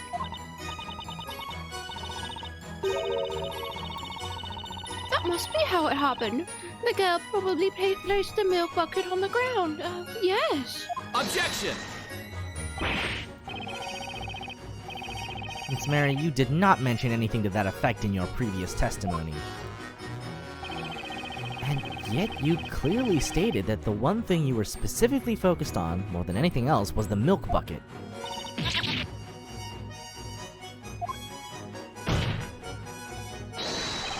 Ergo, you should be able to confirm to the court whether or not the bucket really was placed on the ground. Objection!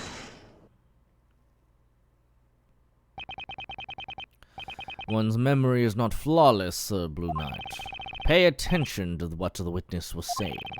The accused probably placed the milk bucket on the ground. There is the possibility such was the case. Yes. Yes, that's right. Isn't it my little cuddle pumpkin? I knew it. There's something fishy about her testimony, but...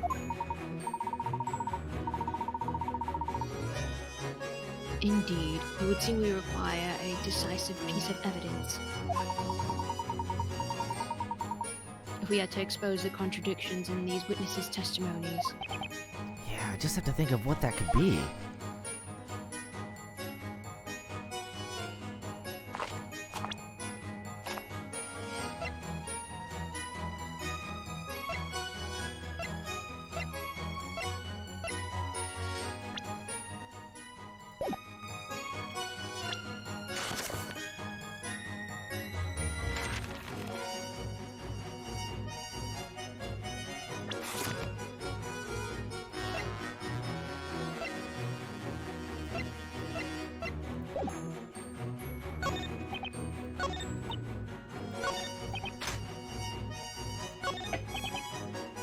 Hold it!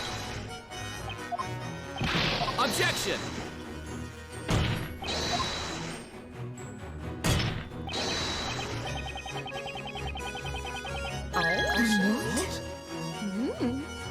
Hang on! Excuse me, Mr. Wordsmith? What is it? Oh, boisterous blue one. Tell me, what do you make of this witness's testimony just now? He has stated that the defendant put the bucket on the ground. The other witnesses never mentioned that.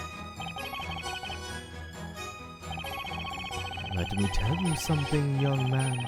Long have I lived and prospered. In that time I have forgotten much.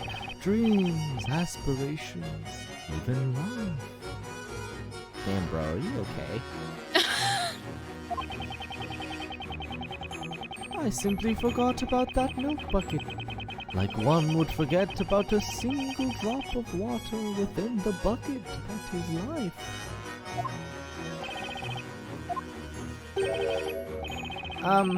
Thank you for that, Mr. Wordsmith. No further questions. I still don't understand a single word that comes out of his mouth, Nick. Me neither. Sheesh. Guess it's back to the drawing board.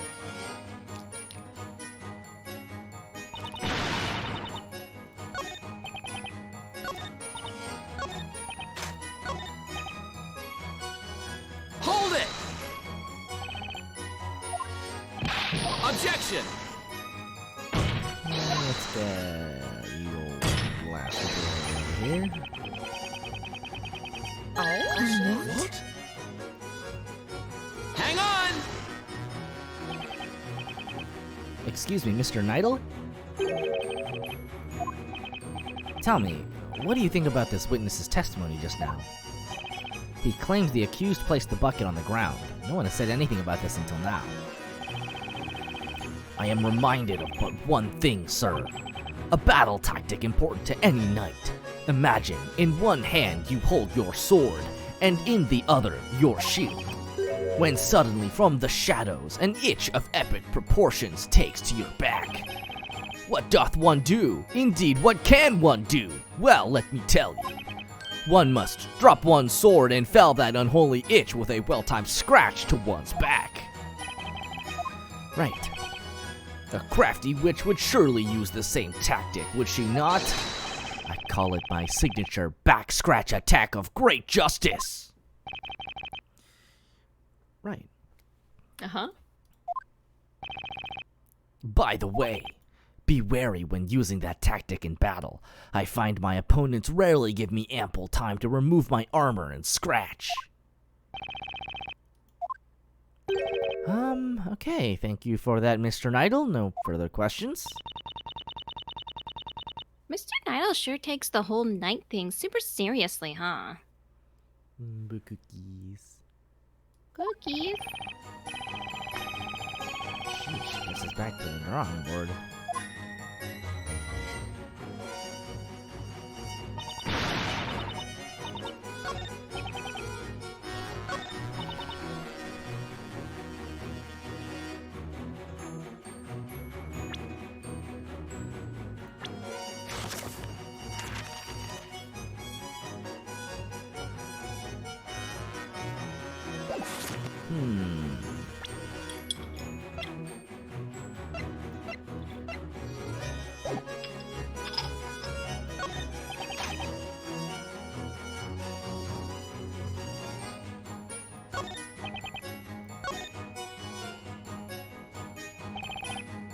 These testimonies, something's definitely not right here.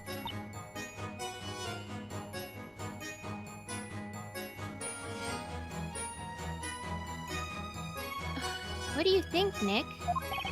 There's no way this disappearing scepter explains what actually happened. I mean, no one saw anything. How could anyone prove it was there?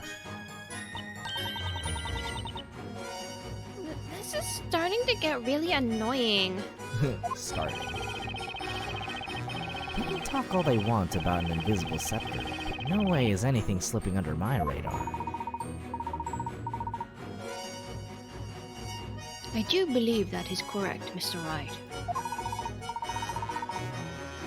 Somehow we must find a clue that can lead us to another opening. Yeah, you're right. I think Mr. Personality over there may be the key to doing just that.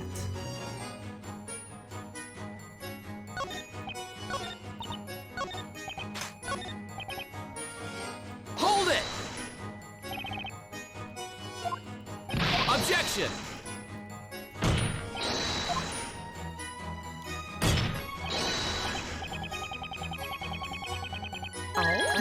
What? Well, yeah, but... There you go. This all probably just didn't say happen, is all.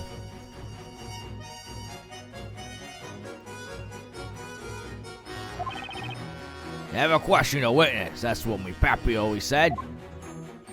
Ain't a doubt in me mind, which put the bucket down before using the scepter.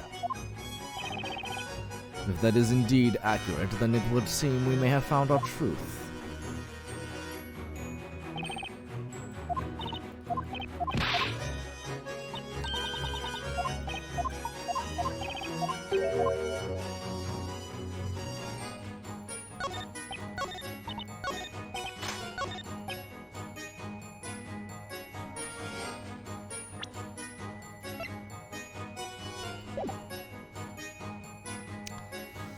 Boy. Hold it! Objection!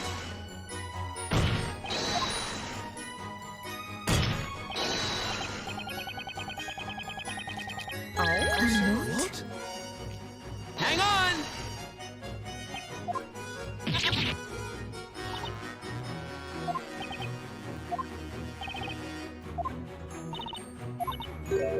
Objection!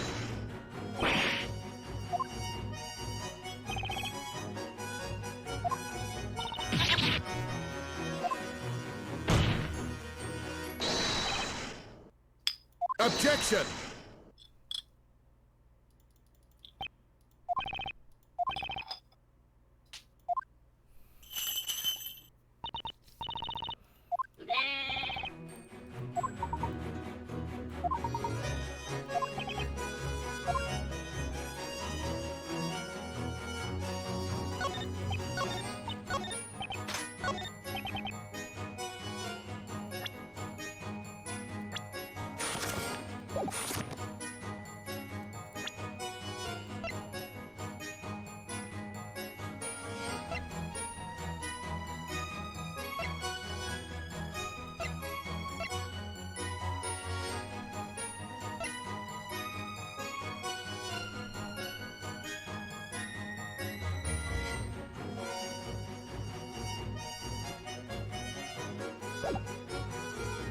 So I think we have to present something here, but I'm not sure which piece of evidence it is.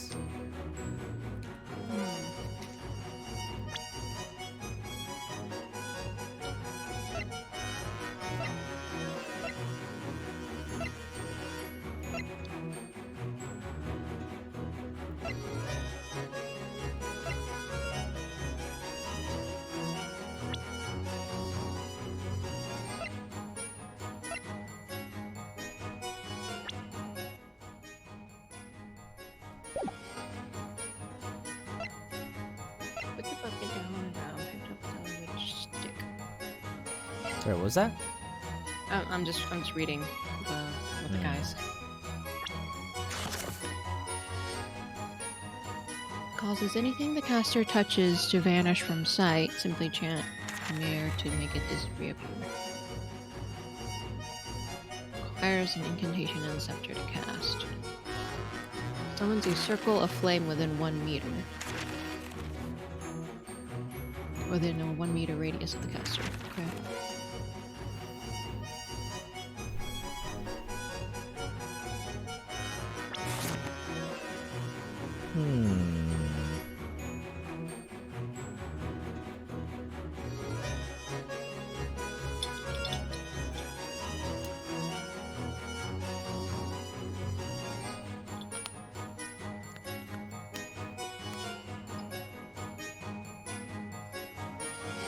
Well, we could just start throwing spaghetti at the wall.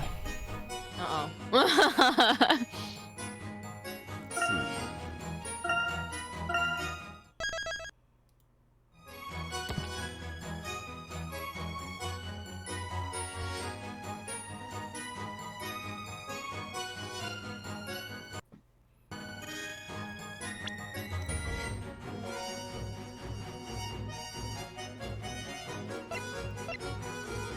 Alright, where shall we start? Shall we start from the milk bucket? Objection! Easy. Got it in one. Wait, what? I'm afraid what really happened is not quite so simple. What? What you talking about? It had only just stopped raining moments before the crime took place. As a result, the ground is very muddy. Oh, the bucket's not muddy! Oh. But maybe it should be. If Miss Cantabella really played, God, I don't know what it is, but the clues in this, the evidence and clues in this game so far have been so obtuse. It's because we're not in a world where the concept of logic exists. Yeah, we really got to make some extrapolations here. If Miss Cantabella really placed this bucket on the ground like you claimed she did, then it should be caked with mud, just like the lantern was after it fell. Well, I'd say that clears up your muddy testimony, wouldn't you? Well, hey, Barnum! What? You're just gonna sit there looking pretty? Come on, give me a hand here. Flattery will get you nowhere, witness, other than perhaps to the dungeon. At any rate, there is but one question we ought to ask. Why is there no mud on that bucket?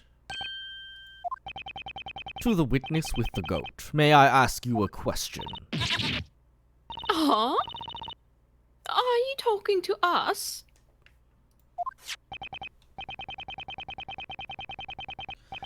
Indeed, you admitted to the court that you returned home with the milk bucket. Illegally, I must add.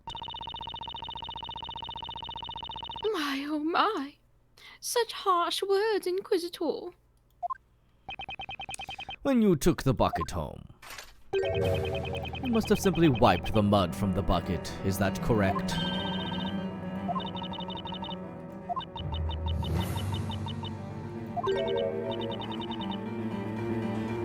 You know, now that you mention it. Oh boy. I mean, that does make sense. It had to have touched the ground at some point. No way. Don't tell me. That milk bucket. Ah, that's right. I remember now. Goat's like, she's lying! Don't let her get away with this! I don't know if what was on the bucket was mud exactly, but it certainly was dirty. Before taking it inside with me, I remember wiping it clean with an old rag. Are you kidding me?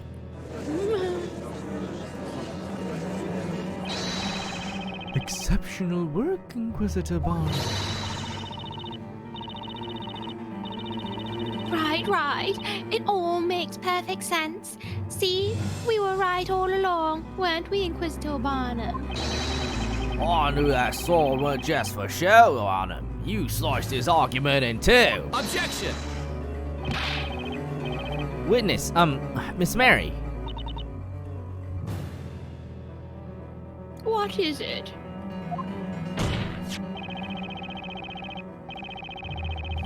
You're absolutely sure there was mud stuck to this milk bucket? Oh my. Well, truth be told, I don't remember where there was mud exactly.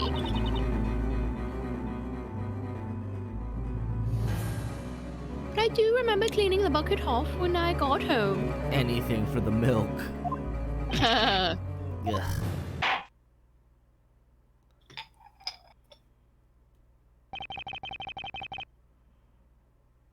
It would seem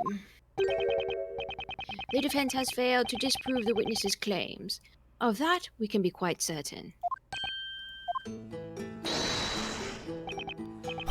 Ha! I'll teach you, Bluey. You all right? Do me a favor, will ya, Gramps? I want to change my testimony just a tiny bit.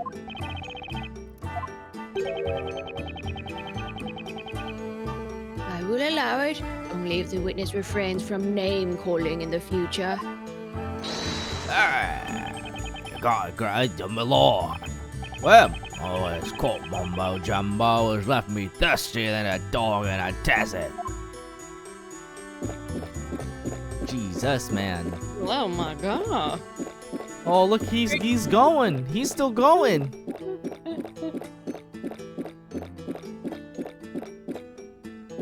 He's got your tolerance. Jesus.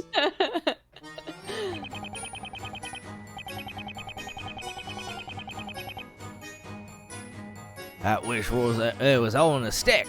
I even heard her say incantation thing. I swore I witnessed it all. Hold it! But no one knows for sure if Miss Cantabella dropped that milk bucket on the ground. Because there's no mud on it. Is that what you're saying? We went over this alright. We old goat lady wipe off all mud. Objection!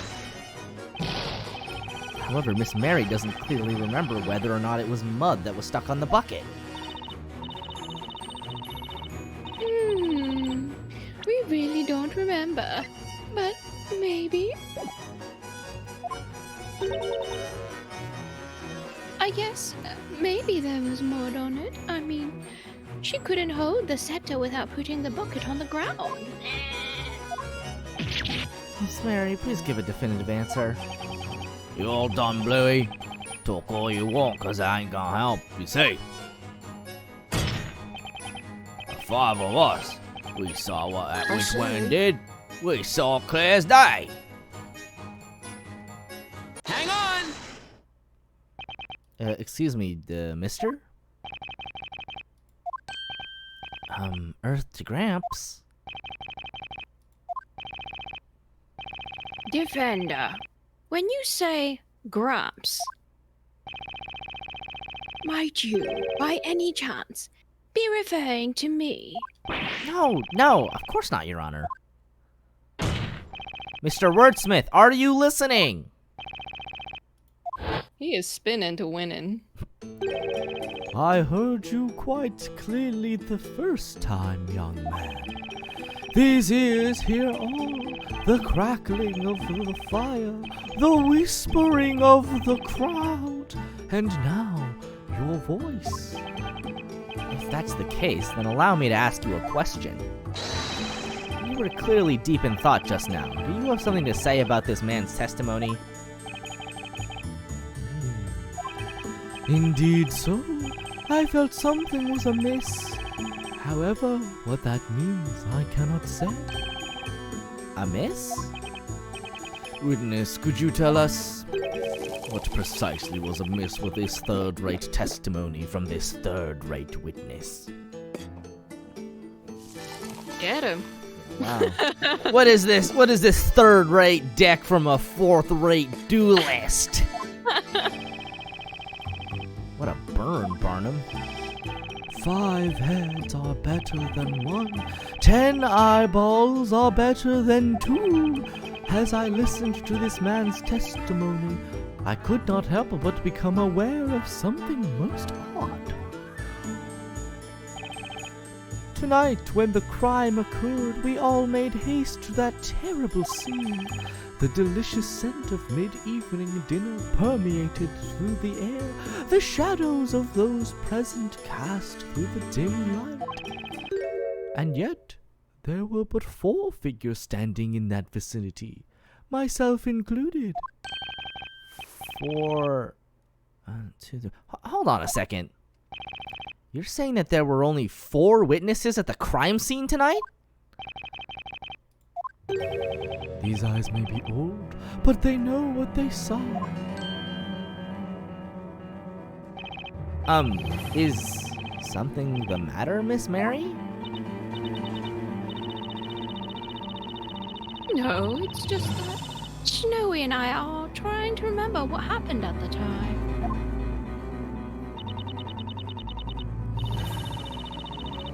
I remember the flames erupting into the air. That's when Snowy and I made our mad dash to save the precious milk. Lady, you got issues. And when those 2 ruffians were set ablaze, the flame filled the area with light.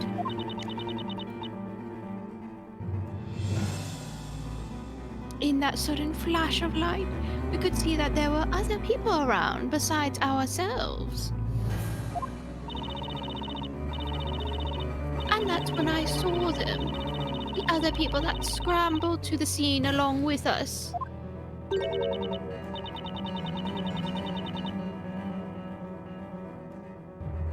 I'm quite sure of it. There were only 4 of us there at the scene of the crime. Objection! Hold it, madam. What in blazes is going on? We have 5 witnesses on the stand, all claiming to have witnessed tonight's events firsthand. That means we have 1 witness too many. Don't be stupid, or you all better stop speaking out of turn. All for one and one for all, remember?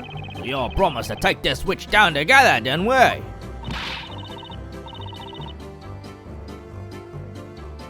It's not quite that simple. We saw what we saw. Well, I say it's all about the numbers. And I counted, I say. I'll have you know my counting is flawless. On nights when sleep eludes me, I can count sheep from moonrise to sunrise.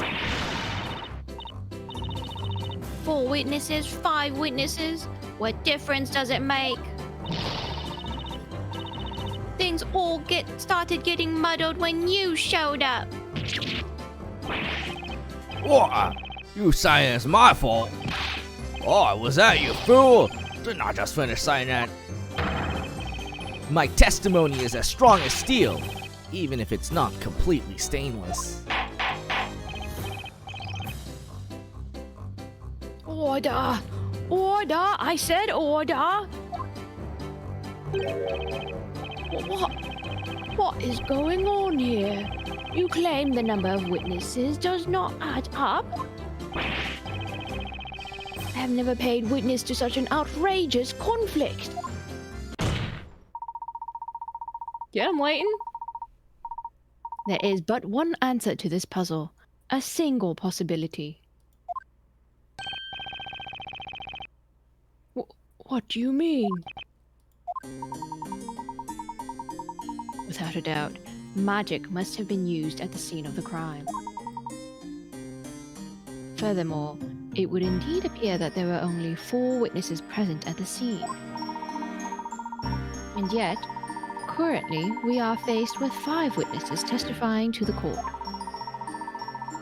That certainly is quite a fatal contradiction, with only one possible answer. Would you not agree, Mr. Wright? The answer, it can't be. Well, out with this supposed answer, Sir Blue Knight. What is your explanation for the current number of witnesses? One of them is the witch! While it might seem far-fetched, the reality is actually rather simple. The real witch and the real murderer in this case is actually one of these 5 witnesses. What?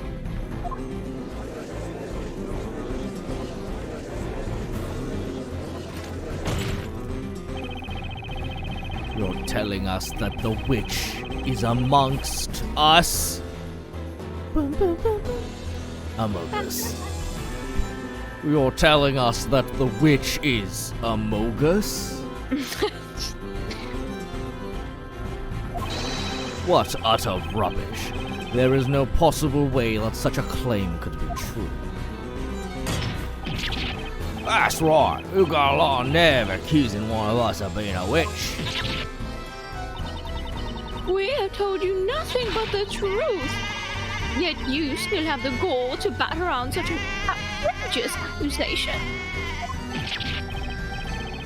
Behold, behold, as my trusty shield deflects your petty words like the petty words that they are.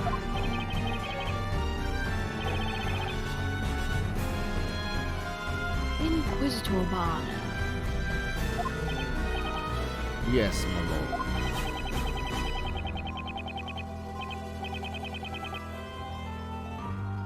I would like to see a sketch of the crime scene at the time of the incident.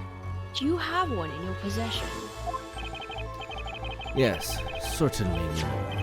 I have one here. I requested it from the court illustrator just in case. Very well. Witness it. I would like each of you to mark your location at the time of the murder. Here on this crime scene sketch. Quickly now. The number of witnesses doesn't add up. It looks like we're getting somewhere now, but we haven't even scratched the surface of this case yet. And it's all thanks to this top hat wearing gentleman. What a gentleman that one. The court accepts this crime scene sketch into evidence. If one of the witnesses is the witch, that could only mean one thing. Somebody here isn't telling the truth. That would indeed appear to be the case, Mr. Wright. Listen well, Sir Blue Knight. The path you tread now is a dangerous one. Claiming that a witch is a bogus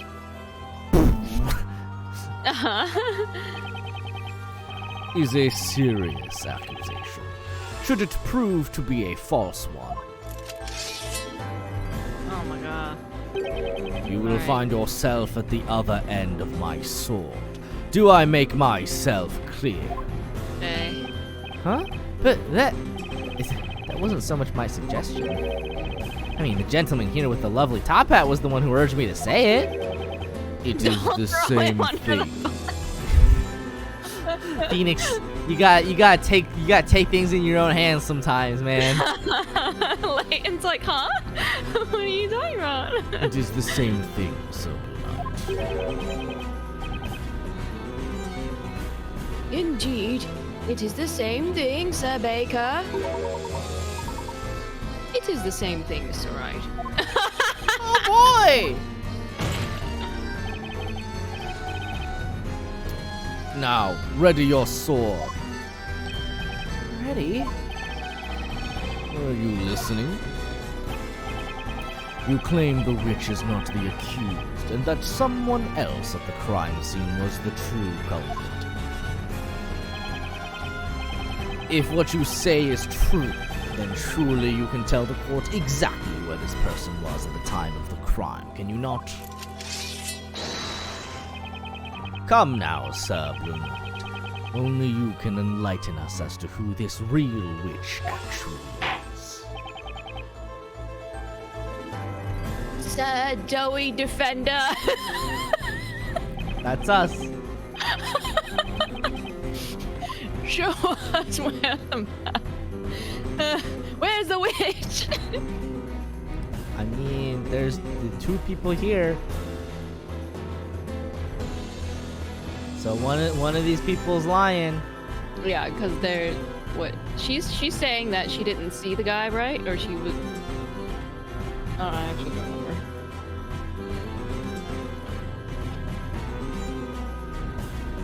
Got it. Got it. The real witch was probably this person right here, I think. Probably. Oh no!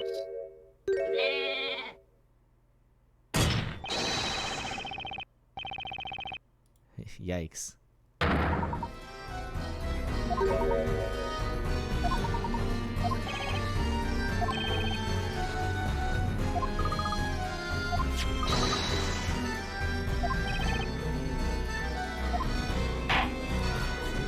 Okay.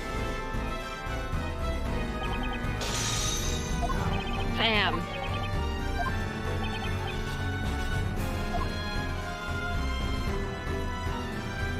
The location of the witch.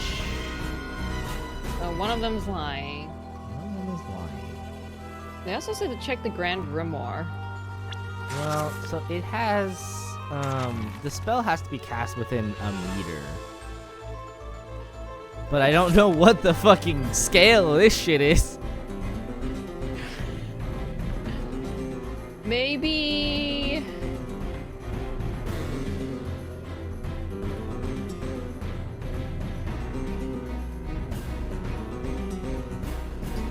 I mean, the other three witnesses are equidistant-ish from. I mean, the flower girl and the knight look like they're the furthest.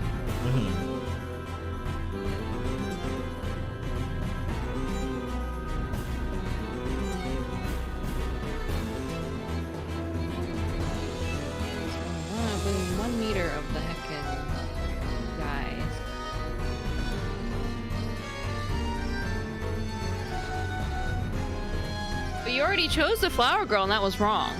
Yes. So this, I guess this is just to say where the witch was. Oh, okay. So it doesn't necessarily have to be like a person that we're choosing. Yeah. Right, so we're saying that the witch has to be within 1 meter of these dudes. Look at her little face. She does not look happy to be here. She's like, bro, this is the second time I've been on trial. I know, she looks very done.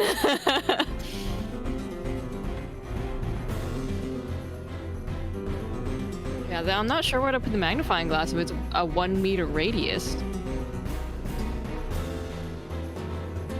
Maybe just like right here. Got it. The witch must have been standing here. Objection. All right. What is the meaning of this? You're right. Unfortunately for you, that spot has absolutely nothing to do with any of these Objection. witnesses. Inquisitor Barnum, I suggest you try taking a look at this. The Grand Grimoire. According to this tome, Ignace summons a circle of flame within a 1 meter radius of the caster. In other words, the witch had to have been within 1 meter of the flame when casting the spell. Objection. Of course, you needn't say any more, Sir Blue Knight. First off, notice that there is no one else in that area other than the accused. It should also be quite obvious from the sketch that there is clearly nowhere for anyone to hide. Objection. True, there aren't any hiding spots. However, there is one other possibility if a witch wanted to stay hidden from sight. Most intriguing. Since you seem to love showing evidence, prove it. How was the witch able to hide in plain sight? The magic. Take that. This Telea Magica contains 2 magic gems. Ignace and 1 other spell. That's right, the spell Demir. Demir. It cannot be. That's right. There was most certainly a witch present at the crime scene. Only, they were completely invisible. All thanks to the magic spell Demir. What foolishness is this?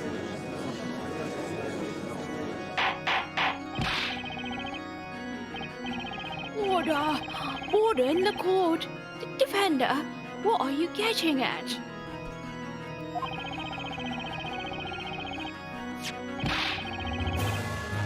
I thought the witch used Demir to make the Telea Magica disappear. Objection. According to the Grand Grimoire under the entry for Demir, it causes anything the caster touches to vanish from sight. In other words, supposing the witch were holding the staff in one hand while touching part of their body with the other, they would be able to make themselves disappear. Are you implying that is the reason for the conflicting number of witnesses? Indeed it is, which means witnesses. Someone amongst you is not disclosing the entire truth, and that person is the witch we seek. I believe this is the most probable scenario. It's Goat Lady, it must be. She's so evil to that goat. It's the goat. It's the goat. Hot take, It's it's the snowing. goat. Snowy, no. Honorable witnesses, you will testify to the court one final time. Oh, baby. Tell us exactly what you saw and what you did not see at the scene of the crime. Black Phillip, Black Phillip. How absurdly absurd. The purpose of this trial is to convict that girl of the crime, is it not?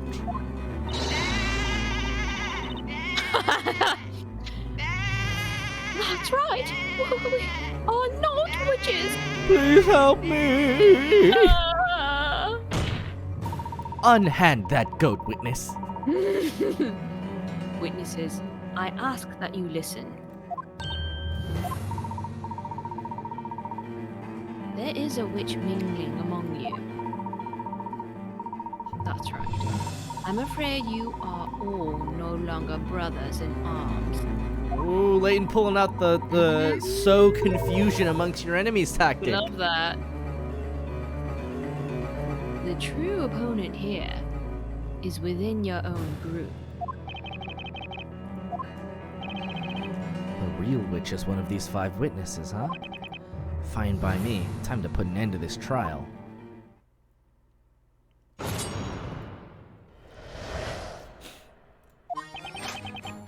You wish to know where we're all standing tonight? It matters not. Would the flames not burn just the same? That flame, I never saw anything like it. It quite literally left me speechless. I couldn't even so much as scream. I heard the tiniest cry, and then when I turned around, the blighters were roasted, so I rushed right over. I heard the incantation, then the flames suddenly erupted. I'm certain of it. I only saw 3 people there with us.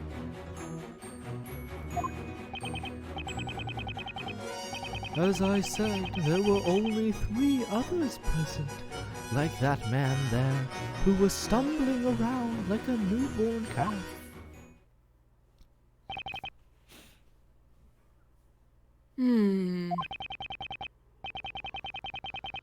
A most heinous act indeed. No wonder these witnesses are so confused. A witch amongst the witnesses, what an utterly baseless claim. I don't think so, Barnum. The only baseless claim in this case is of PLvsPWAA being a witch. It's more than a little likely one of these witnesses is the culprit. These testimonies are bound to tell me who the real witch is.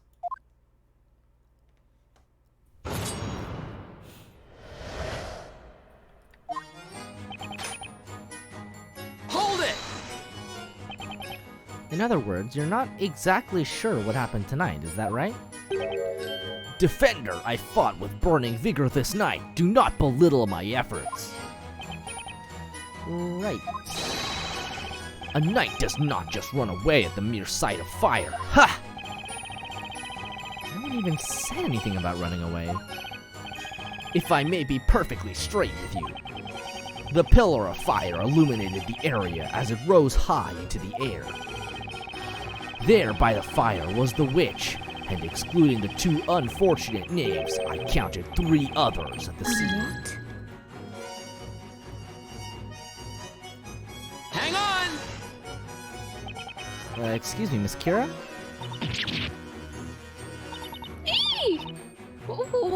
What do you want?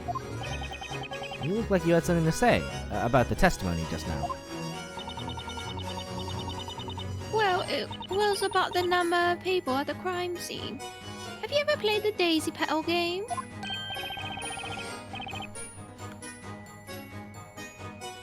Daisy Petal game? 1 witness, 2 witnesses, 3 witnesses, 4 witnesses, 5 witnesses, 6 witnesses.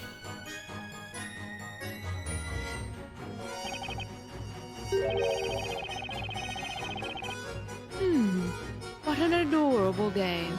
It seems like something out of a fairy tale. Seriously, Your Honor? Anyway, you may continue your testimony, witness.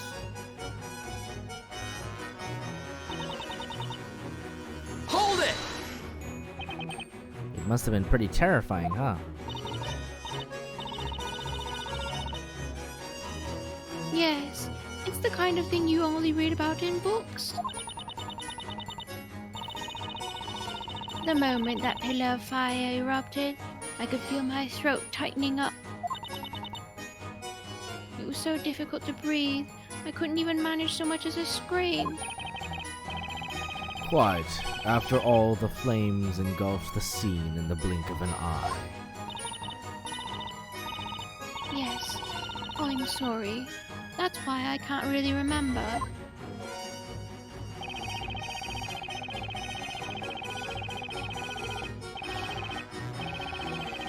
So you can't remember the number of people at the crime scene?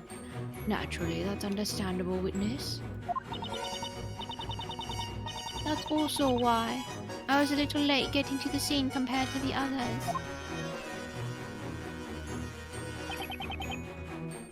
Hold it! The tiniest cry. Might have been someone saying incantation for that spell. Yeah, but it's kind of hazy on that one. Scared me good though. Never jumps me up me so. Scared me good though. Never jumped up to me feet so fast in all my life. Never nearly had a heart attack, I tell ya. Jumped up? Right. Still raining cats and dogs, so being a resourceful chap I am, I decided to doze under a tree for a bit. Hang on! Is everything alright, Mr. Wordsmith? What is it that you want this time, young one? I just wanted to know if you had any thoughts on the testimony just now. Ah, yes. Thoughts about slumbering under trees, you mean? Slumbering? I often find myself weaving the most intricate of dreams under that very tree. Of course, I could not nap tonight, not with that uncouth man usurping my special dreaming spot, could I? Are you using this cross-examination to argue over a napping spot? Let us hope such arguments do not lead to any criminal acts in the future. Witness, please continue your testimony.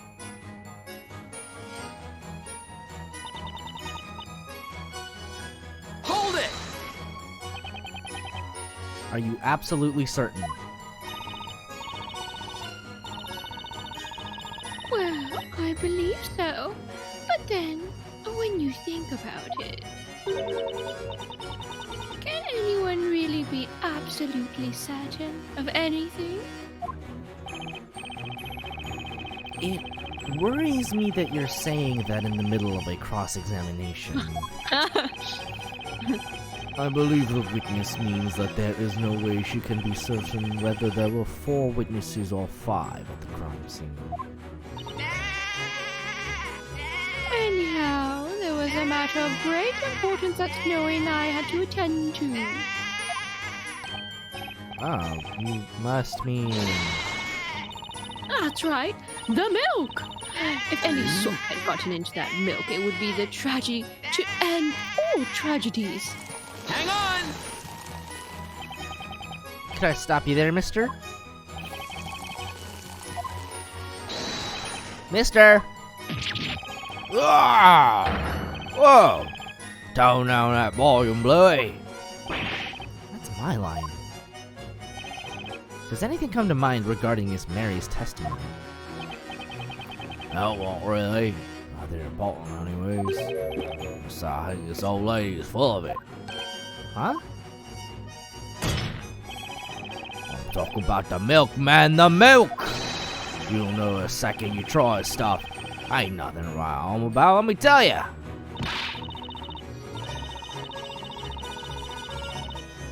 What are you saying, you dolt? Who on earth would let you drink anything as delicious as the milk from my farm? Wow. A ruffian like you is better served by whatever unthinkable liquid is in that never-ending mug of yours. Damn. He's laying it on. Are you guys using this cross-examination to argue over milk? Maybe. I'm gonna save this screen cap real quick.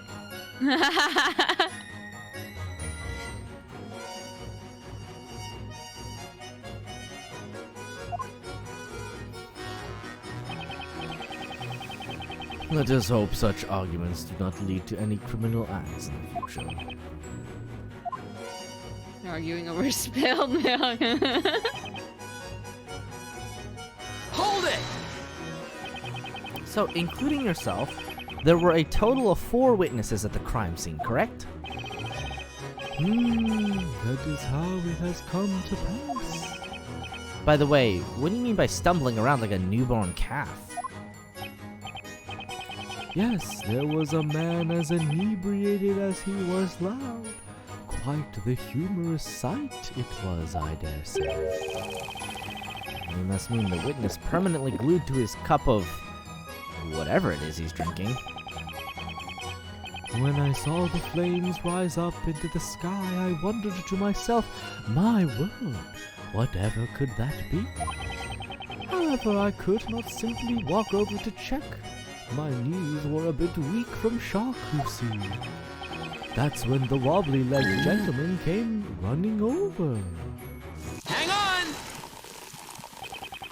Is something the matter, mister? Mister! Wow, tone down that volume, Bluey. That's my line. Sir Blue Knight, next time please think before trying to press this witness. It's everywhere. It's sticky. Sticky. Looks like this guy even managed to scare Barnum half to death. And sir, about Mr. Wordsmith's testimony just now. He claimed that you were stumbling around. What does he mean by that? Well, I'm gonna set the record straight right now. In no way was I stumbling around anyway. I'd like to think of it more like staggering with style. A responsible adult should know better than to go stumbling around in the dead of night. I don't just go stumbling around like some clumsy idiot. I've got more sense than that. Anyway, I kind of tripped over a large stone.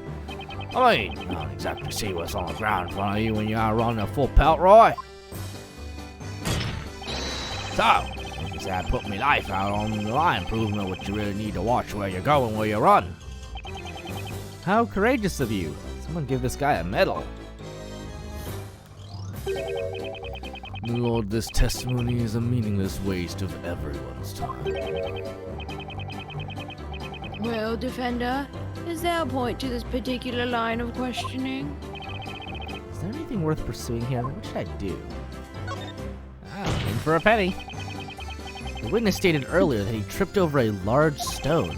Mister, I have one question for you. Why weren't you watching what was in front of you? Well, to be honest with you, that ain't much of a real reason, but something suddenly caught my attention. Out of nowhere, I sort of heard someone call out my name. You heard your name? Of course, I turned around when I heard it. Who wouldn't? When a woman calls her name, you pay attention, am I right? So you heard someone call out, "Hey, you," from behind, you mean? Oh, I say it called out my name. How many guys you know called "Hey, you"? My name is Amir. You don't forget it, Bluey, hear me?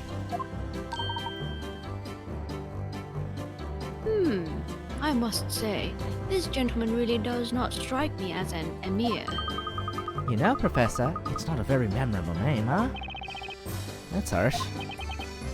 Honorable witnesses, is there anyone among you who was aware of this man's name prior to now?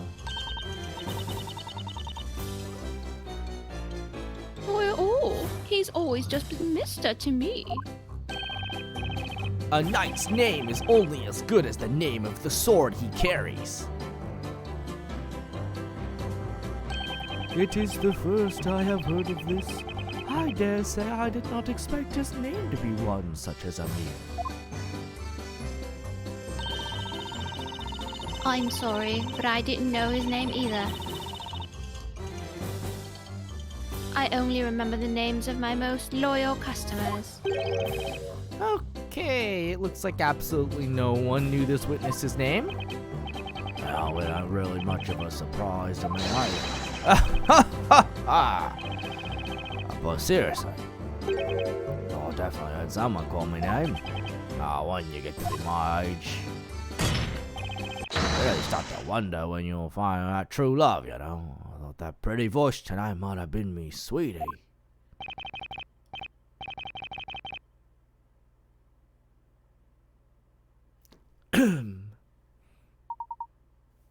Your Honor, I don't believe we should be so quick to label Mr. Amir's testimony meaningless. Would you not agree? I request that the witness add this amusing anecdote to his testimony.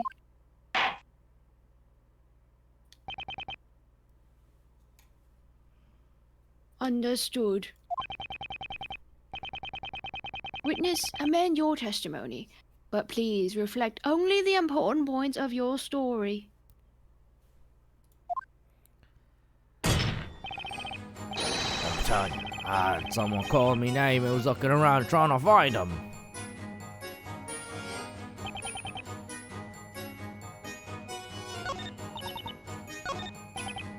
Hold it! Wait, shit.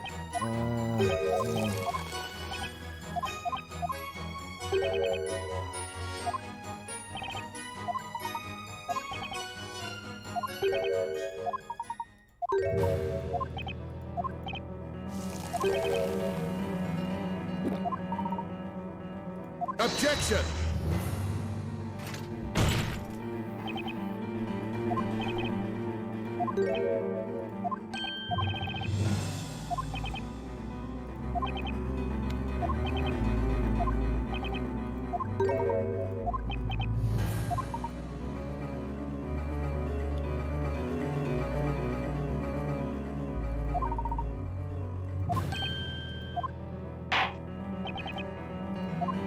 Oh god. We accidentally progressed the story. Yes, Your Honor.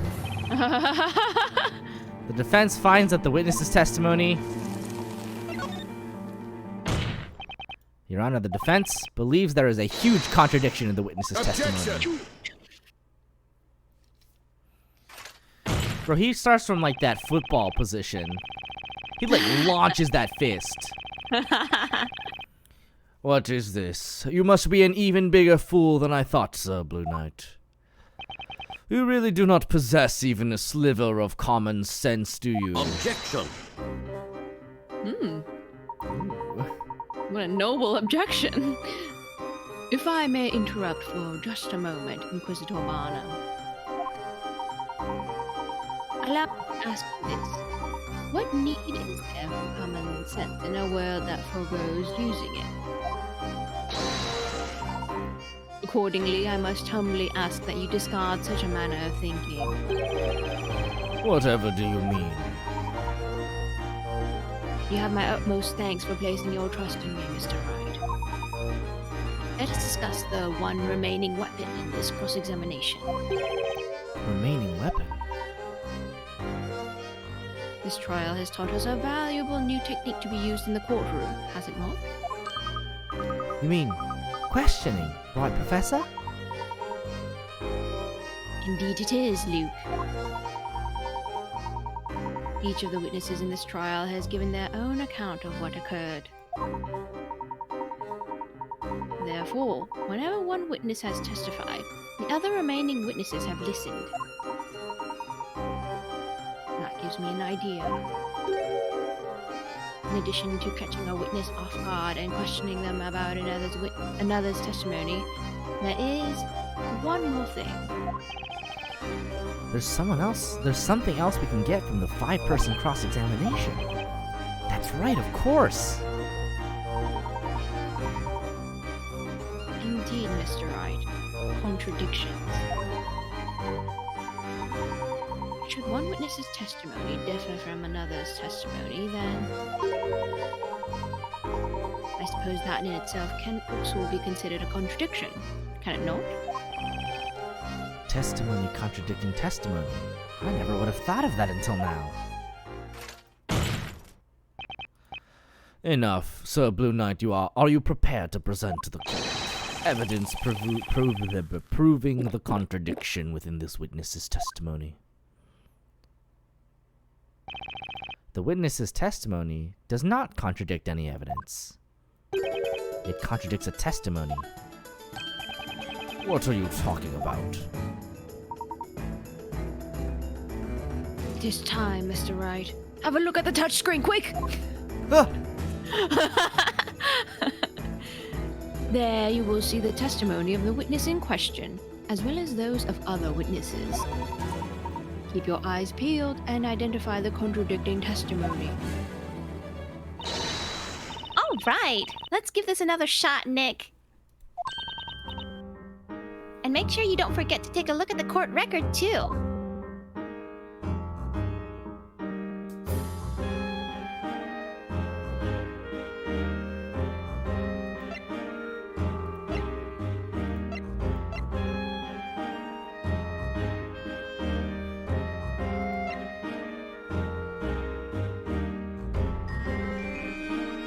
Okay.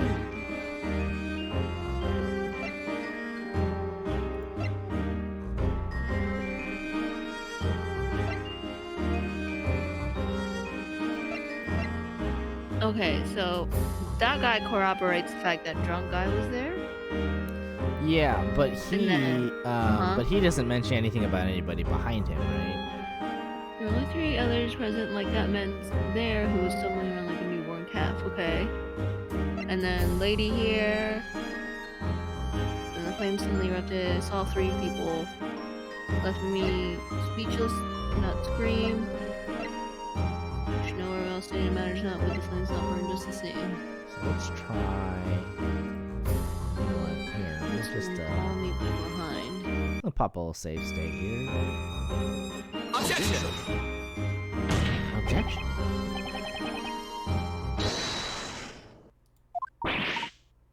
Hold on. Let's try that again. Wait, let's think about this. Then I ended up tripping when I heard someone call me from behind. So, I mean, maybe it might be this one, just because like that means that his story is corroborated, his story is corroborated, and then she only saw 3 other people. Oh wait, maybe it's one of these then. wait, what did the flower girl say? She said that she literally could not, literally Yeah. left me speechless. I couldn't even so much as scream. But she was behind him. So then she's the liar. Objection! Ooh. Ooh. Look at him go. The person contradicting this man's testimony. Is none other than you, Miss Kira. Are you both pointing at me? At the time of the incident, that man heard someone's voice call his name. That voice belonged to you, Miss Kira. It could not have been anyone else. And yet, in your testimony, you stated that you were in such shock during tonight's events that you couldn't even speak. This is a clear contradiction. Objection! What is the meaning of this defender? Can you really claim to trust this sham of a witness and his sham of a testimony? Objection! The man's character is beside the point. His testimony is anything but a sham. As he watched the flames erupt, his attention was drawn to a voice behind him, which in turn made him fall over. He heard a woman's voice calling his name. A very concrete reason, and reason enough to believe his testimony. Objection! If it is as you say, then explain why you feel this witness is somehow responsible. That's right. Why me? People barely hear me when I'm out selling my flowers. That's how soft my voice is.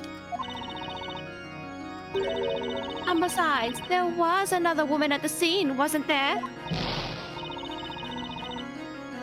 Me? What are you getting at, young lady?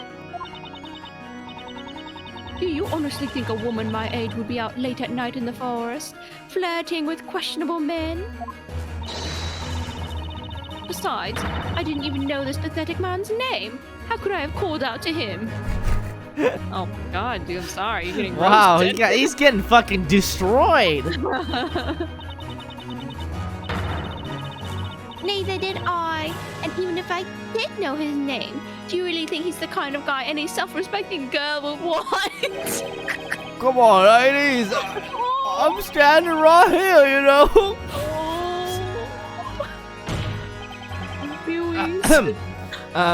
As I was saying, the only person that guy could have heard from behind him was you, Miss Kira.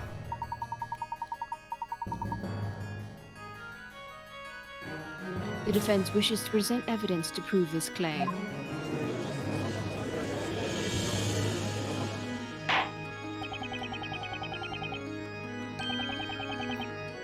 To accuse a witness like this young lady here, why, this is simply unheard of. Don't worry, but it happens all the time back where we come Yeah, you would from. be shocked, actually. I must warn you, defender, if you cannot prove your accusation to this court, you will see the underside of my gavel. Let's go. Show us the evidence proving this young lady was the one who called out to this man at the time of the crime. Take that! Oh, oops.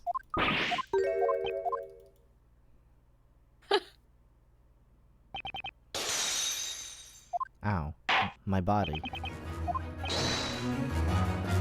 Show us evidence! Area map. Oh, I forgot we had this. Yeah, this is it. Take that! Take a look at this and you'll have your answer. This is the crime scene sketch. You can see the position of each witness during the crime. The only person that he could possibly have heard from behind him was none other than Miss Kira. Objection!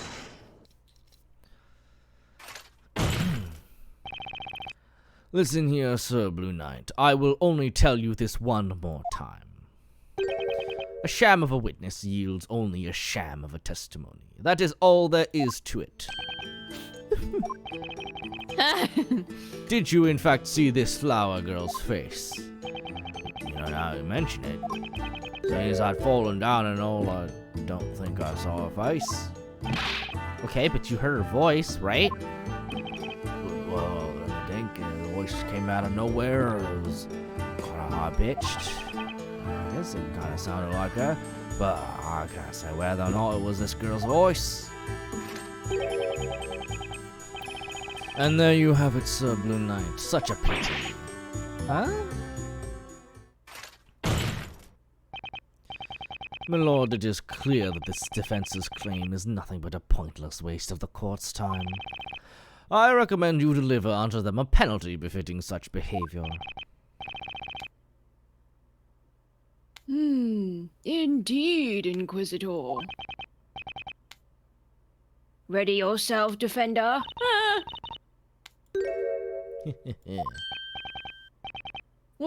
What is that laughter?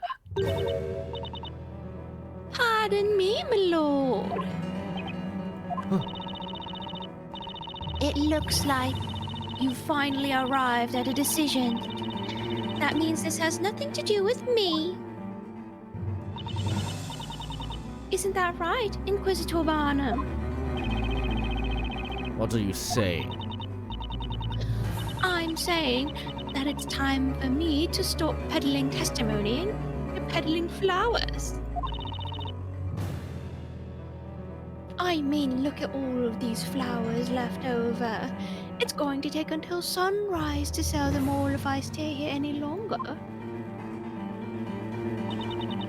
Or maybe, my lord, you and the rest of the court would be interested in buying my entire stock of flowers to help a girl out.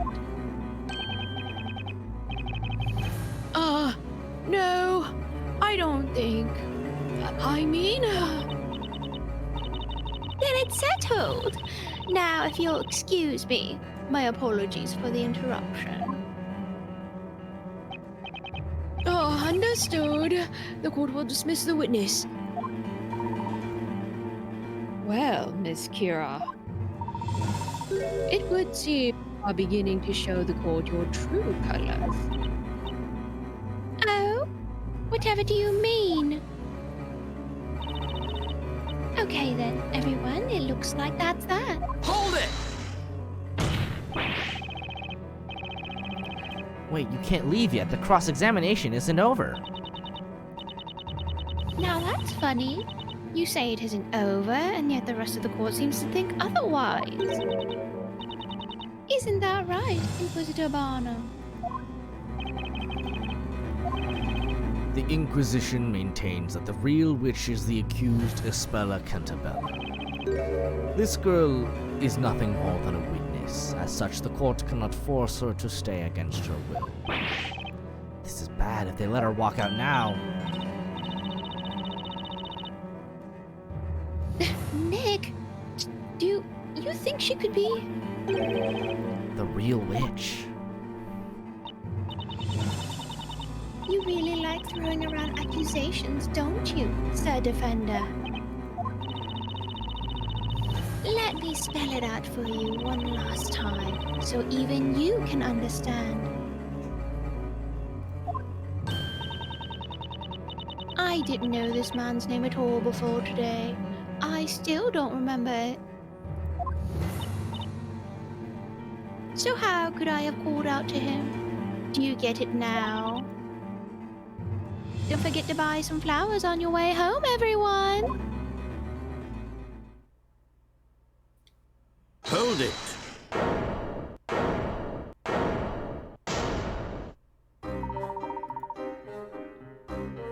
One moment, please, Miss Kira.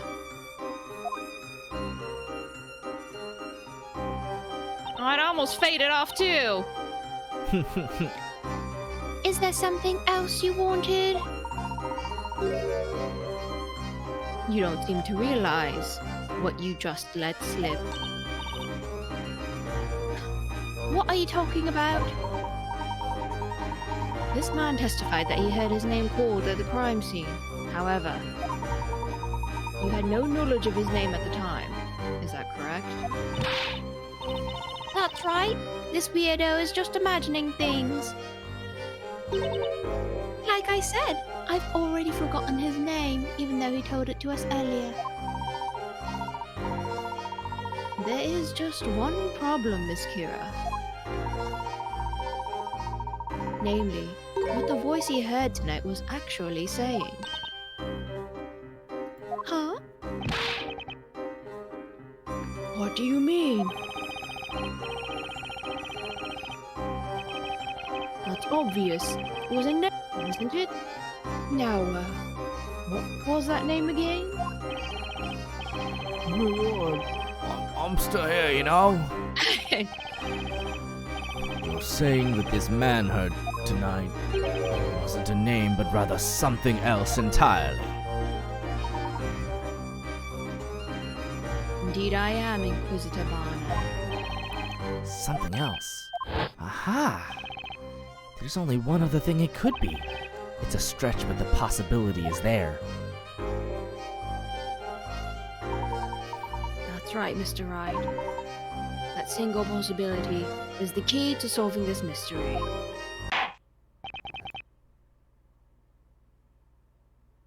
Is the defense ready to present its evidence to the court? This is ridiculous. I demand you let me go this instant. Witness, what you are being accused of is not to be taken lightly. You will not leave this courtroom so long as any reasonable doubt remains. Defender, you may present your evidence. Show the court what the voice this man heard tonight was really saying.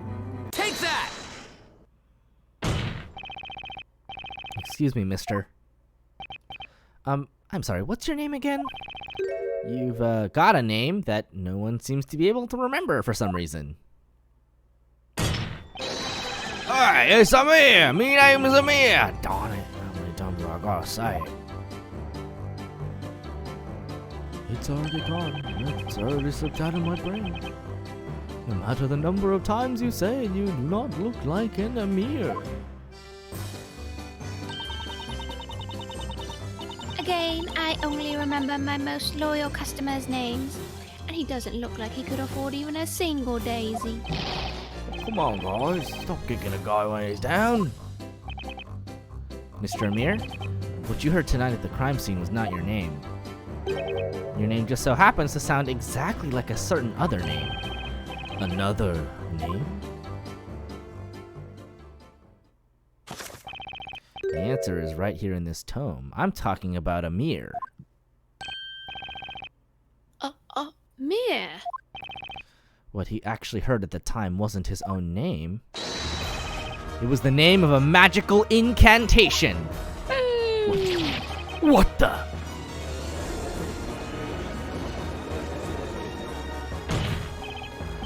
Miss Kira, have you forgotten what you said just a few minutes ago? You quite clearly stated that you didn't know this man's name. Objection! Sir Blue Knight, let me get this straight. You're saying that the Amir heard by the witness was actually said by this flower girl, and that it was not his name at all, but rather the incantation of a magic spell. The defense proposes the following. The true criminal, this supposed witch, is not the defendant, Miss Espella Cantabella, but instead the witness who was heard uttering the magic incantation, Miss Kira. She's our witch. You used magic to vanish from the scene and tried to frame Miss Cantabella instead.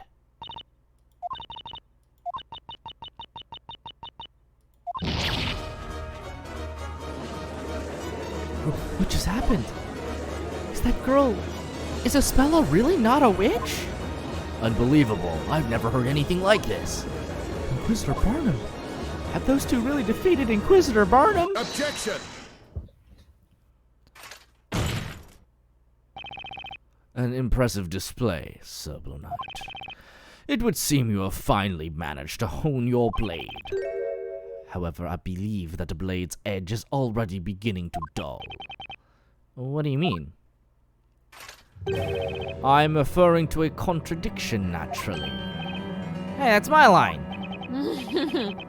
Milord, the Inquisition would like to set the record straight regarding what transpired this evening. Very well, Inquisitor Barnum. Sir Blue Knight, you claim the following. At the time of the crime, the accused Espella Cantabella was surrounded by the two rogues. Then, in order to frame the accused as a witch, Miss Kira cast the spell Demir and made herself vanish. She then moved in closer to the victims, at which point she cast Ignace, thus causing the incident seen by our witnesses tonight.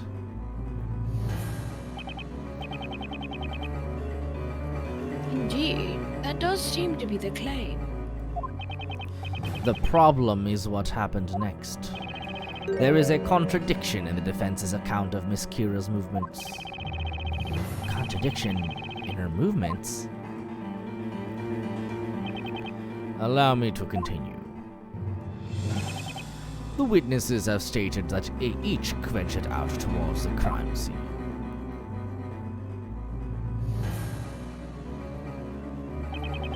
Which is when Miss Kira the Witch made her way to this point while still invisible. When she arrived at said spot, she then cast Amir and reappeared to join the other witnesses. And there you have it. This is accurate, isn't it, Sir Blue Knight?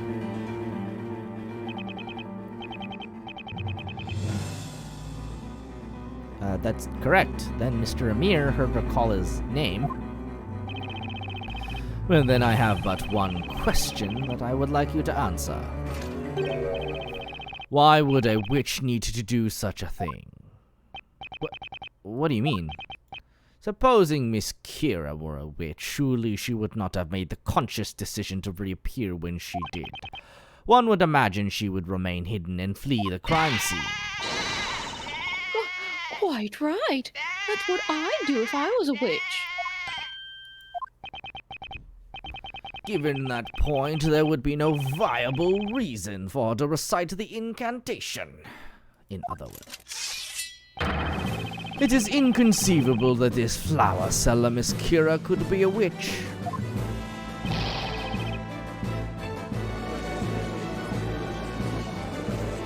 What just happened? Is that girl, Miss Kira, really not a witch? Inquisitor Barnum just turned this entire trial right around. Just what I'd expect from Labyrinthia's Sword of Justice.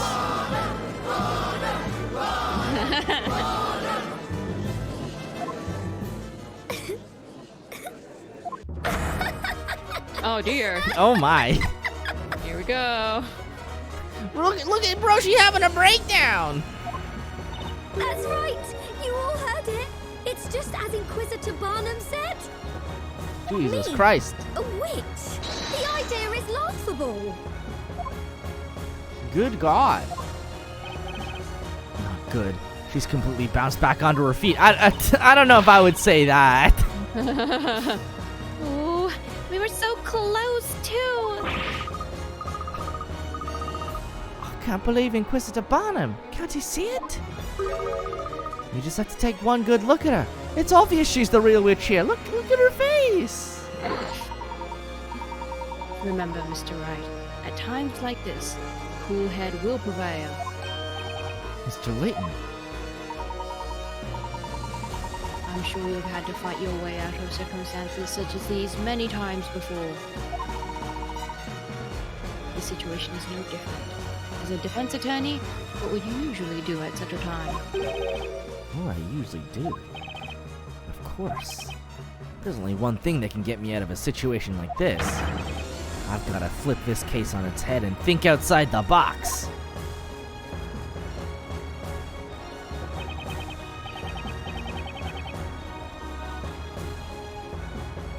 It would seem the defense has nothing further to add. Why, of course. That's because everyone knows the truth. They know that girl right there is the real witch. That settles it then. Go ahead and deliver your verdict, my lord. Objection! Boom, boom, boom. The situation is exactly as you described, Inquisitor Barnum. It really doesn't make much sense for the witch to have used a mirror. Regardless, the defense still maintains that Miss Kira did utter that incantation and make herself reappear. Now the question is, for what reason? If she really didn't have to use that spell, then why did she use it in the first place? If I can find the answer to that question, then this entire case will start to unravel.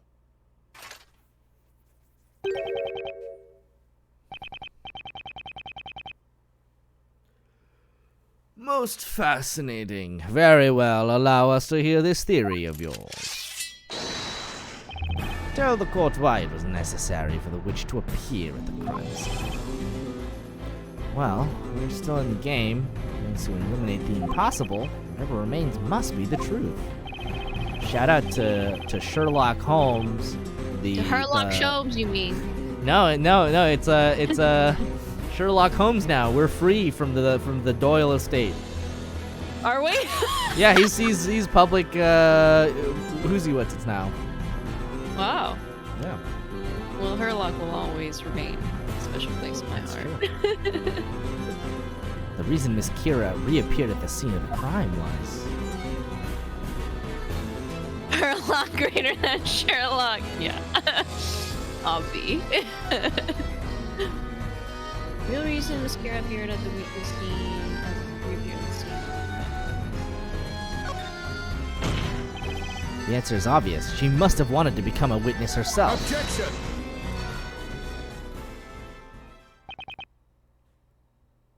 Oh no. I'd probably to make an alibi.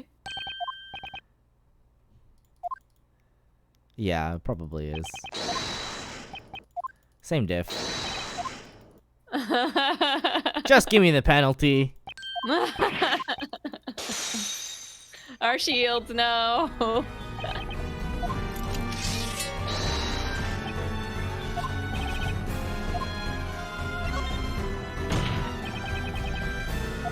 She was trying to give herself an alibi. Oh, is that right? Tell me, what would that alibi have been? Okay, just give me a minute. I'm getting to that part. That will not be necessary, Sir Blue Knight. Huh? Think about it. Why would she have needed an alibi if no one could have seen her to begin with? Well, you don't know that for sure. Nope, he's absolutely right. Ah. Oh boy. All right, both wrong. Not the doughy defender. Oh. Well, third time's the charm. I can do it. Can't think of any other possibility. This has to be the answer. Isn't it obvious? She was trying to cover up her own crime. Oh, is that right? Tell me, why would she do that? Well, okay, just give me a minute. I'm getting to that part. That will not be necessary, Sir Blue Knight. Huh? Think about it. What would she have to hide if no one could have seen her to begin with? The same exact dialogue, but we get to continue. Wow.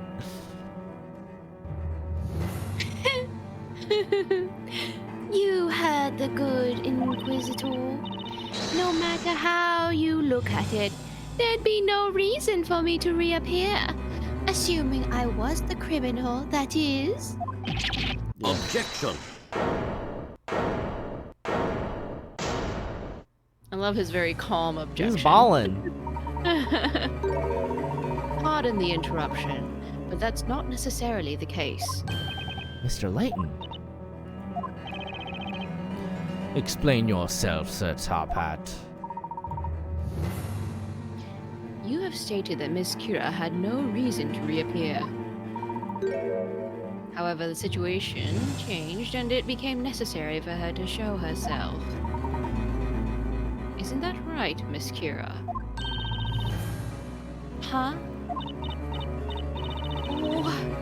What are you talking about? I have no idea what you mean. It would seem the defense must clarify their argument with evidence. Mr. Wright, I believe that Miss Kira did not intend to reveal herself at the crime scene. Rather, that something occurred which forced this young lady to make herself reappear. What was so important that she had to reappear and risk being spotted?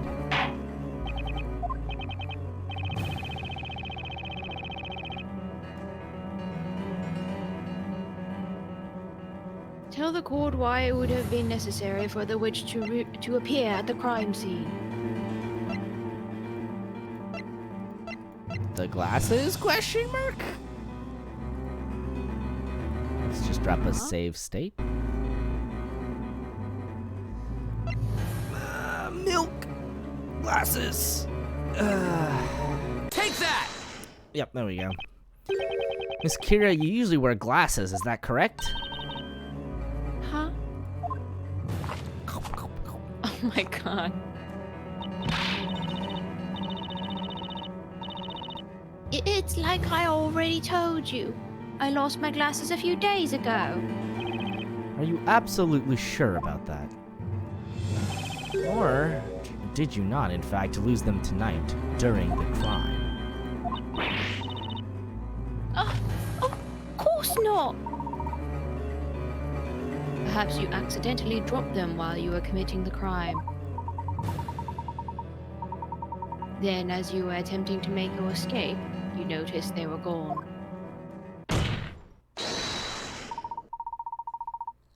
Therefore, you made yourself reappear in order to search for your missing glasses. No! Objection! How absurd, such baseless conjecture. What you propose is fundamentally flawed. What do you mean? Let us assume, hypothetically, that the witch did in fact drop this evidence. That does not explain what purpose it would serve for her to make herself reappear. It would still make more sense for her to escape under cover of darkness. Objection!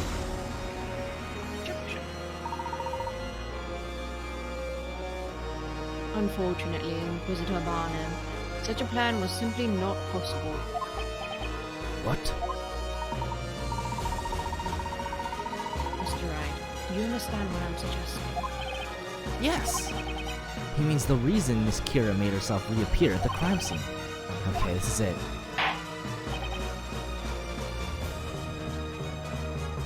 Defender, enlighten us. Why did the witness feel the need to make herself reappear?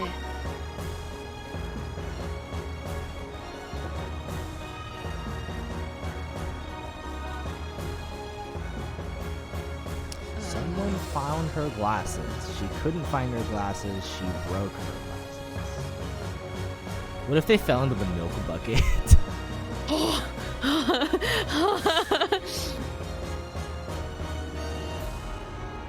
Alright, let's go for it.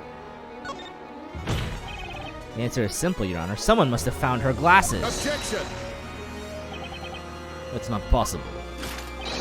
There are no reports of glasses having been found anywhere near the crime scene. Objection! Well, what if some heartless witness found them and decided to take them home? I say I am not some heartless cretin. Snow and I were only interested in the milk, not some useless pair of glasses. Okay, Bluey. I look like the kind of guy who would take someone else's stuff like that. Absurd. That was quite the all-out attack. I guess that means I was wrong, huh? We can end this in one fell swoop now then, Mr. Wright. Let's give this a bit more thought, shall we?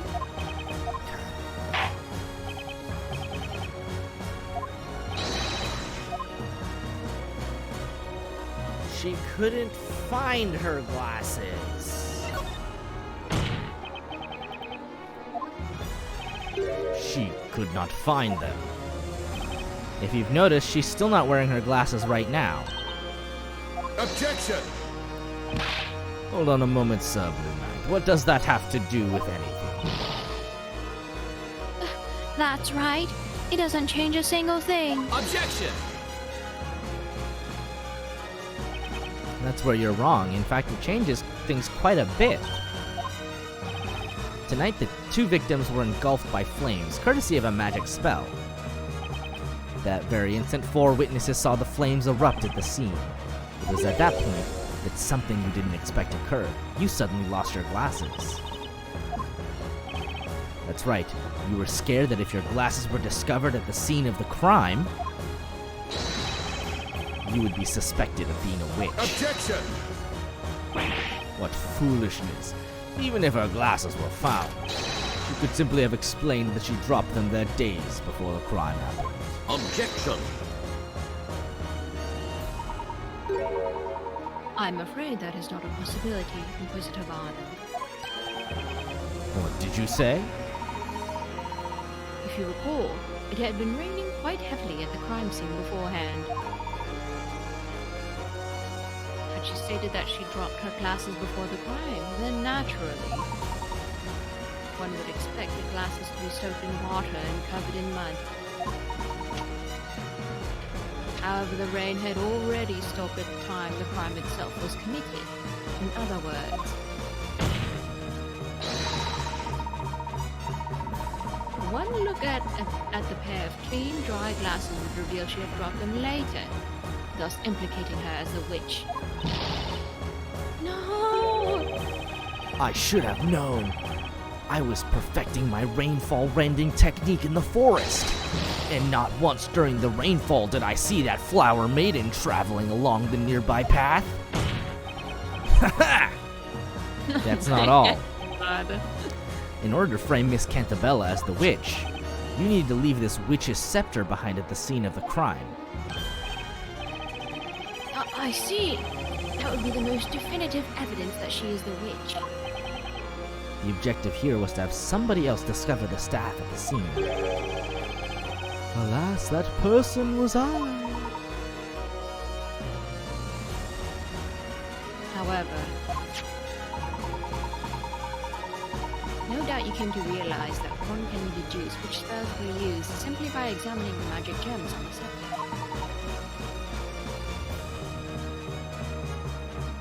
In this case, one can see that the witch must have used Demir to vanish from sight and make her escape. That's why, Miss Kira, you were left with no option but to reappear at the crime scene. That was the only way for you to avoid the suspicion if someone were to discover your glasses at the crime scene. By reappearing, you'd be able to explain that you simply dropped your glasses when you rushed to see what had happened. What do you have to say to that, Miss Kira? You know, I've let you both ramble on and on, but playtime is over. So that's it, then? I'm a witch because I dropped my glasses? I must have said it how many times now? I lost my glasses days ago. Were you even listening? I'll say it again. Over 1,000,000 times! I lost my glasses, I lost my glasses! Do you like evidence, Sir Defender? Do you love proof, Sir Top Hat? Then prove I dropped my glasses at the crime scene. Ha! You can't prove it! In Jesus other Christ. words, you lose.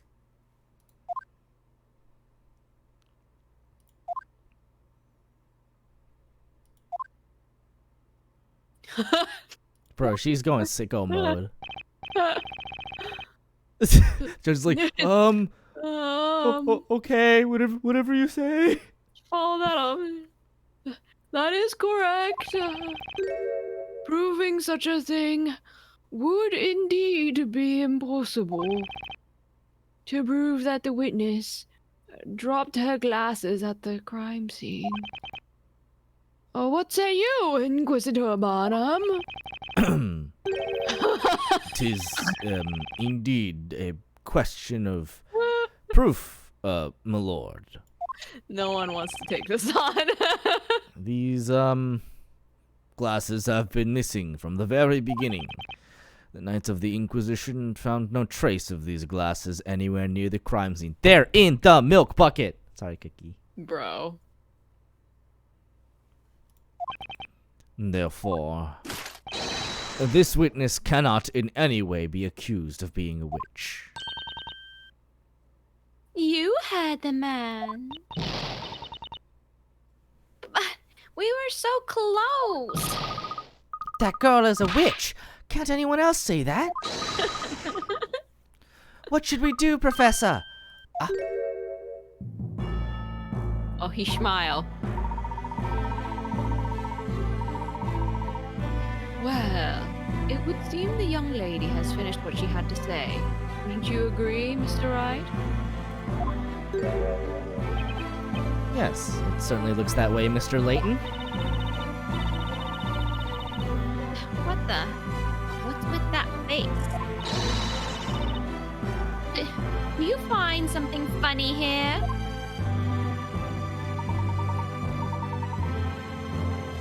It is as you said, Inquisitor Barnum. Explain. The defense raises just one further question. Why were you unable to find those glasses?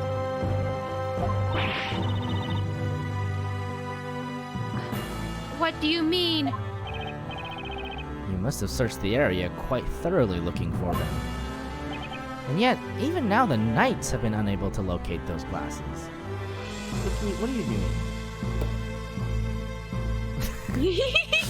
Cookie, what the fuck? What do you see? What do you see, Cookies?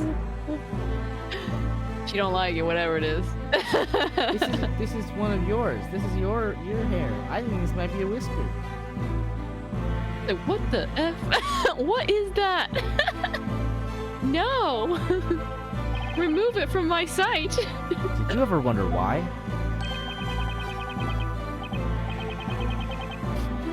Is it still there?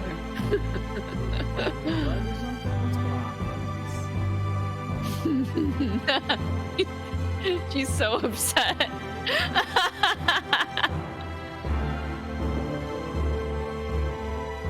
Yes, that has become quite the mystery. Surely they must be around somewhere.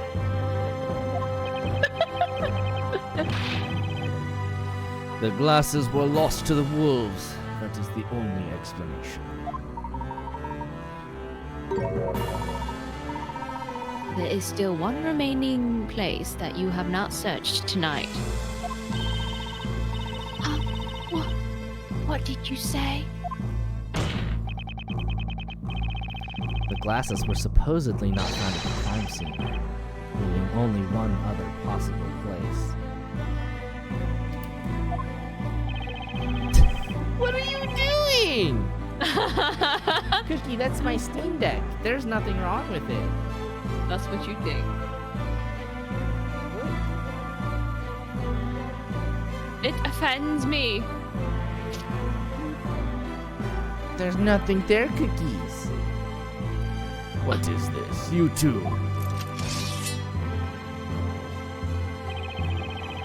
Have at you, Sir Blue Knight. Draw your blade and reveal to the court where the glasses are supposedly. Are the glasses in the Steam Deck? Looks like I've somehow managed to make it through my first witch trial. It all comes down to this, the final piece of evidence. Time to clear up this case once and for all.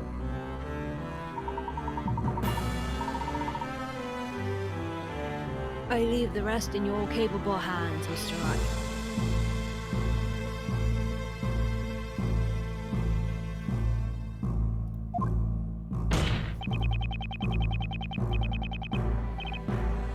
The piece of evidence pointing to the one place not searched tonight is milk. Take that! Milk. Tonight, there was one thing that was carried away from the crime scene right under everyone's noses. Carried away? I am speaking, of course, about this. Ah!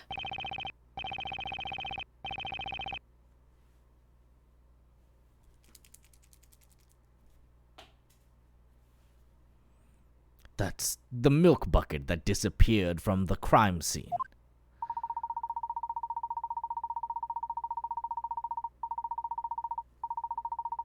Thus far, the defense's claim that the glasses were dropped at the crime scene has been regarded as mere speculation.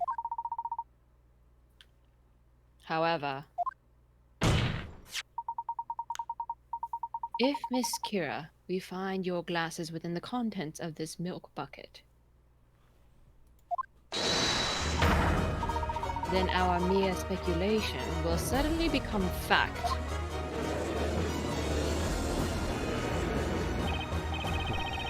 What manner of witchery? What are you talking about? You're crazy. Just crazy. No way could my glasses be inside that stupid bucket. That's just impossible. How about we quit with the speculation and actually find out? What do you say, Inquisitor Barnum? That'll just waste the court's time. Don't listen to them. Don't. It is mandated that the Knights of the Inquisition investigate any and all possibilities during the course of a trial. Hi-ya! My lord, the Inquisition requests that this milk bucket be searched immediately. Search that bucket. Very well. Just gonna search around with my hand. Oh! Try not to get any of the spoiled milk on my robe. What? I mean, to be fair, the trial's happening the same night that the crime happened, so the milk is probably fine. Okay. It's been sitting there for like an hour, maybe. No! Because she had time to take it all the way back to her place, right, Miss Mary? And then they had to put together the trial. You know, it's been there for a couple hours at least. Yeah, but it's like it's like farm milk. I'm sure it lasts a little longer. Yeah, probably. It's not like American milk. Miss Kira, as you can see, your glasses have been found inside the milk bucket. The truth is out. Nothing you can say can change that now. Which leads us to the next question. Milk Lady's gonna be pissed. Yeah, she is. You tainted the milk. That milk lady's gonna fucking kill you. Specifically, a question of when. When did you drop your glasses into the milk bucket? What?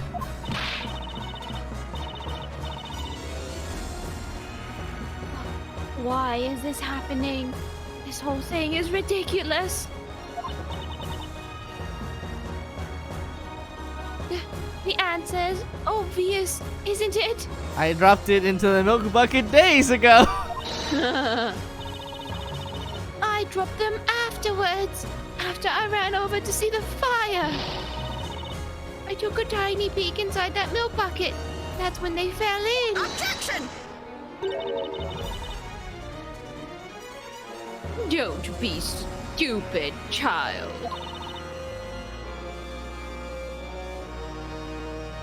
Snowy and I were at the scene first. We made sure to take that milk bucket before anybody else could get their grubby little hands on it. Thank God for obsessive milk lady. God. We weren't going to let a single soul get anywhere near that sweet, creamy bucket of deliciousness. You can bet my farm on that. He is pissed. He's pissed the glasses got in there. She's ready to throw hands. Each of these 4 witnesses has stated that they heard the spell Ignace being cast at the time of the incident. According to the Grand Grimoire, Ignace summons a circle of flame within a 1-meter radius of the caster. In other words, the Willow Witch must have been at Miss Cantabella's side at the time of the incident. Indeed, that is when the glasses fell into the milk bucket. Therefore, there's only one logical conclusion. Only one person could be the true witch.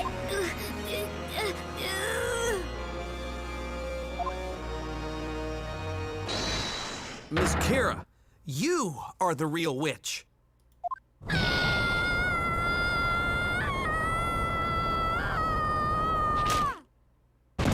Oh. Oh my God.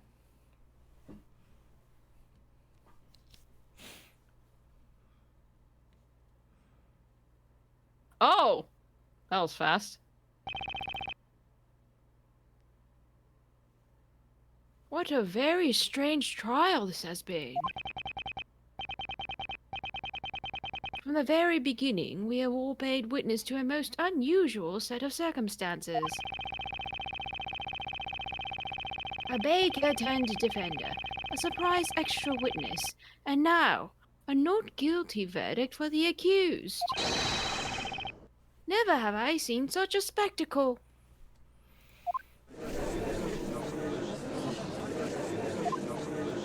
Is this really happening? The girl inside the cage, you mean she's the real witch? But what about that Espella Cantabella girl? Miss Kira, tell us why. Why were you trying to frame Miss Cantabella? You could easily have escaped the crime scene without a trace. There was no reason to frame anyone. This crime was a result of nothing but your overwhelming ill intent. To frame a person as a witch is to condemn that person to death by fire. Surely you must know this. So why Espella Cantabella? Do you have any idea what it feels like to be a witch? What it feels like? I didn't ask for this. I didn't ask for this. All I did was murder 2 people with a fireball! Bro! Ask for these powers, but I have them. And now here I am, begging for my life. Bro, you killed 2 people with a fireball! 2 people! Who's the real villain here? You! I was living such a peaceful life until now. Selling flowers, getting scolded by my boss for not selling enough of them. That's why I was trying to put an end to these trials once and for all. Put an end to the trials. You all know what I mean! The one condition written in the story that will end these witch trials!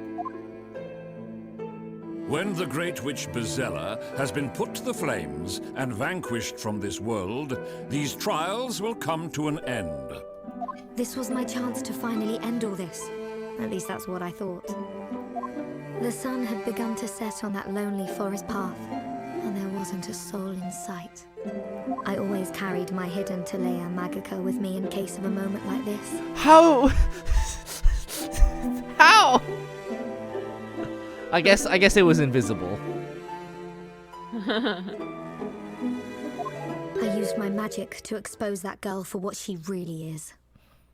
If I had been successful, then all these trials would finally end and I could go on living my peaceful life. What? What are you saying? Am I hearing this correctly? Are you actually accusing Espella Cantabella? Why do you think no one has ever seen the legendary Great Witch? It's because she's been hidden in our midst the entire time. She's protected. She's hidden from us. It's all part of the story. Part of the story? Objection! That's enough! Speak no more. A witch's existence cannot be justified. No, please! I know you've all noticed it too!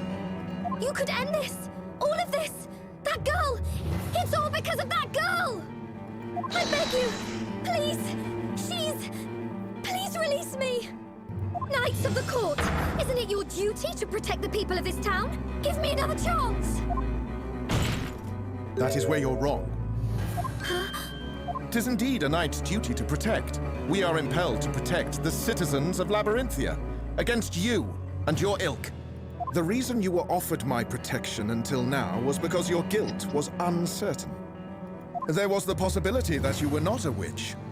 The circumstances were such that it seemed another was guilty. That possibility has since disappeared, and your innocence along with it. You now find yourself at the other end of my sword. No! Vile witch, enemy of Labyrinthia, may the fires purge you from this land. Hold it!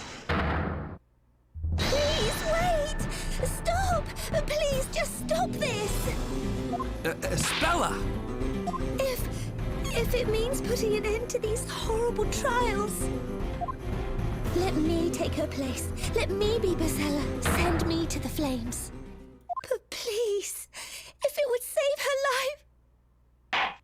This trial has proven beyond a shadow of a doubt that this flower seller, Kira, is a witch. And according to the law, all those found to be witches will be executed. Did he say executed? He can't mean. Bro, you walked in here, and in the first 5 seconds you watched somebody be dunked into a fire pit. Exactly! Unsettling. Y'all too! Pay the fire. Oh my god. Another one. Bro! Be for gore. No! Don't do this! Bro, y'all knew! Listen to me! Don't let her fool you! Espella is the Great Witch! Hear me!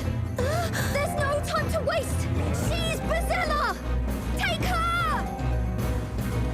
And then these witch trials will be no more! The witch trials will end!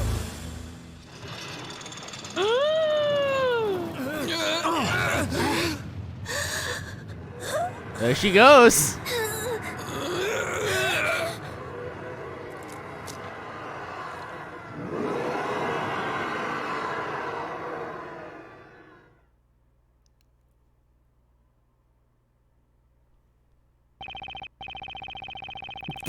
This game kind of goes hard. Listen, we got witch trials. You know what that means. So far, we've always managed to pull off a win and get a not guilty verdict, but winning has never felt this depressing. Oh, Espella, are you all right?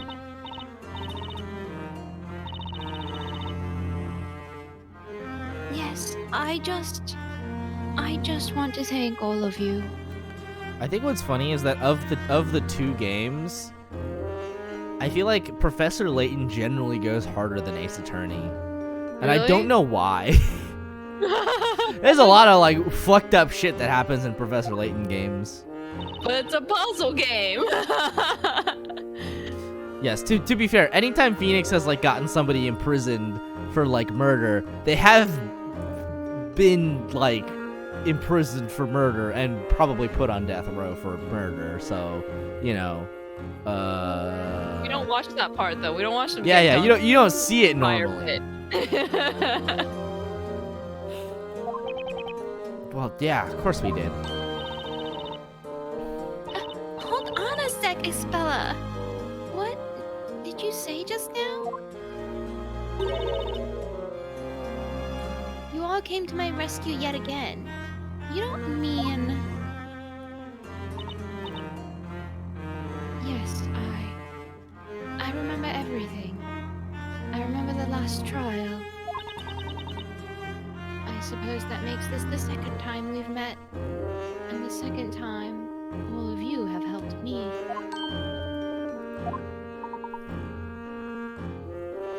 Mr. Wright, am I to infer that you and Espella have met before? Yeah, it seems that way. You too, Mr. Layton? Perhaps it would be best if we briefed each other on what has transpired. Okay, what should we discuss? Okay, I need to take a little pee break before we go any farther. I imagine we won't be here for too much longer after, though.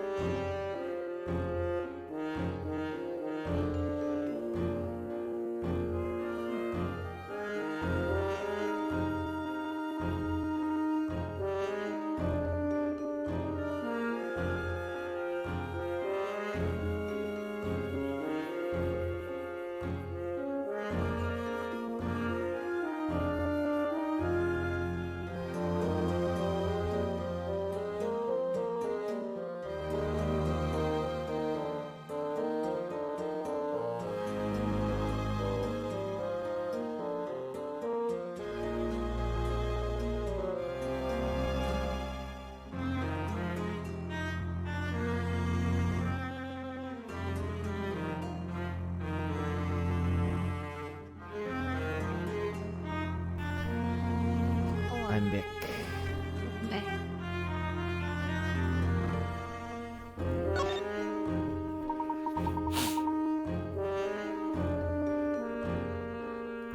Espella paid us a visit in London. She had in her possession a letter from an old acquaintance of mine. Is that right?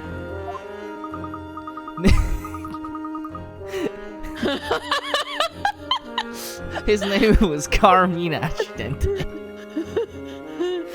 His name was what? You'll never guess.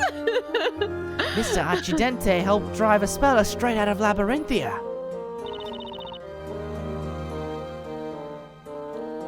You both kept me safe from the witches that were chasing me. Wait, did you say witches? So they appeared in London too?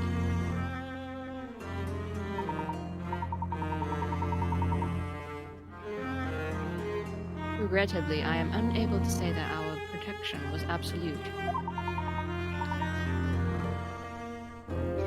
When we saw you last, it seemed that you'd managed to escape, courtesy of that passing freighter.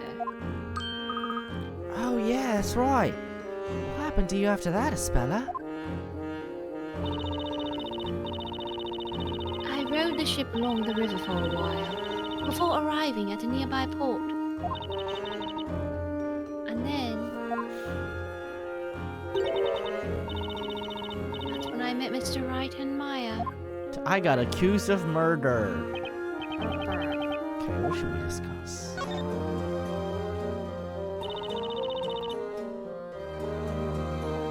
I didn't know where the ship would end up. I felt very lonely out there. Please accept my sincerest apologies. I'm afraid there was nothing else I could do to prevent it. No, please don't blame yourself, Mr. Layton.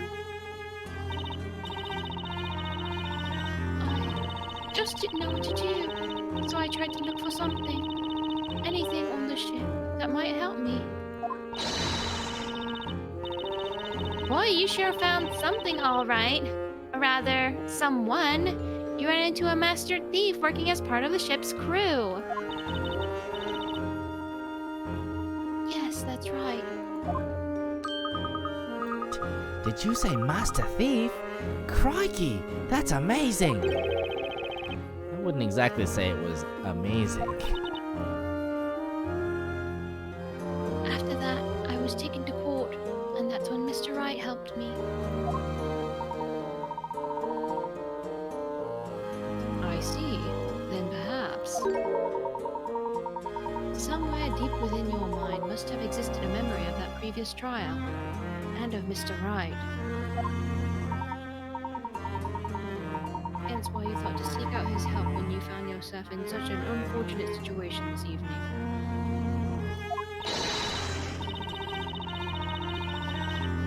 That makes sense. After all, Nick did make legal history that day in jolly old England. Legal history, baby. Alright.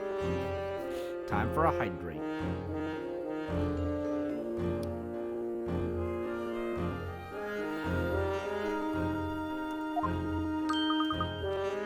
Did you say you made history? Wow, that's incredible, right, Professor? I wouldn't exactly say I made history.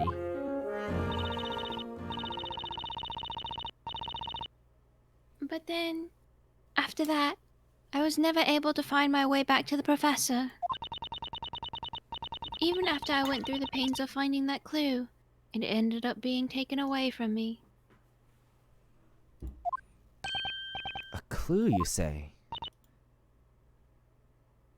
Yes, the tag that was hanging around the neck of that sweet little stuffed toy. That tag was a clue. A clue for what?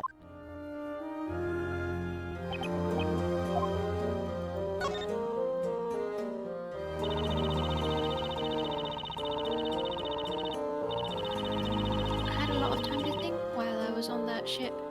Thought about a lot of things.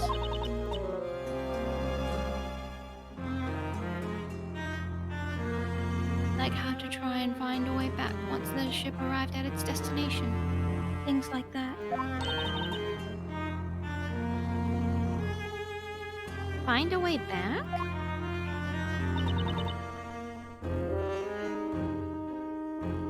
A way back to Mr. Layton and Luke. They were the only ones I knew I could depend on to help me. The pleasure was ours, Spella. But no matter how hard I tried, I couldn't remember the name of the town where they... Huh? You mean London, Espella? Oh, that's it. London. That's what was written in Carmine's letter to Mr. Layton.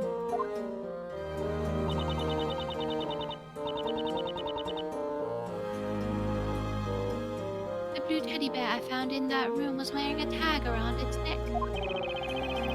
Sorry, Espella, but PC Badger looks nothing like a teddy bear.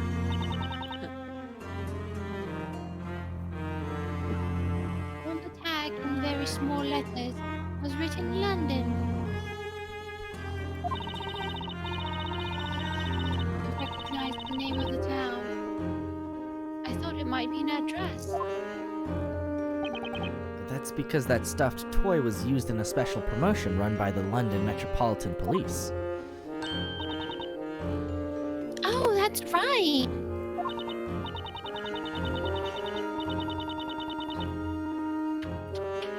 Bella, you must have known that address was super important, so that's why you kept the tag, right?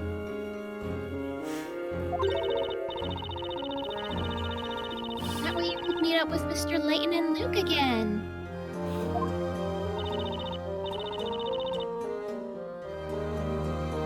I just felt so lonely and helpless.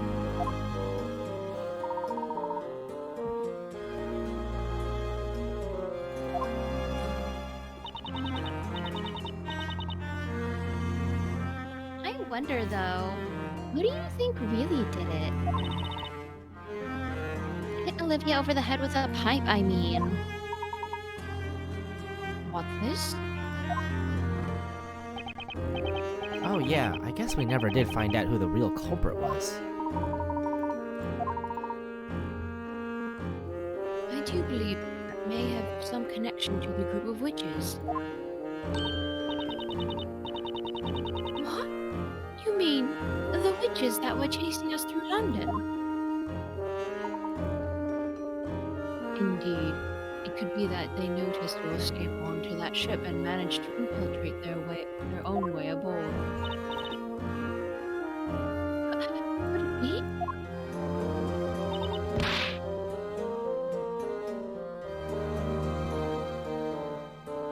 So, you're saying there was some big scary witch lurking around the inside of that cargo hold?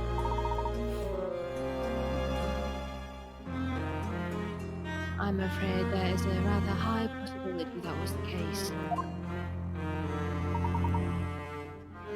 Those witches were intent on seeing you brought back to Labyrinthia, no matter what. However, in order to do so, they had to make certain you did not become entangled in any situation that may stall your capture. Ah, in other words, the situation with Miss Al Dente, you mean? Precisely. So many Italians in this one. Accidenti.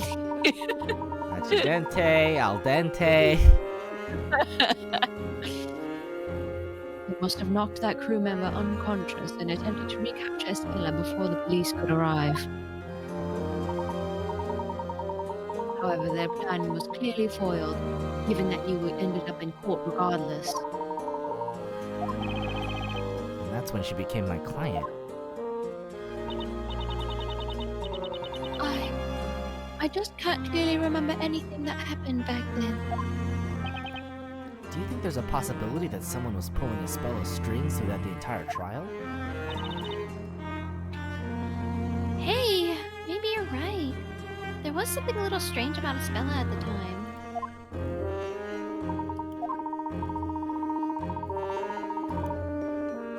Espella was introduced to you at the time as a schoolgirl, is that correct?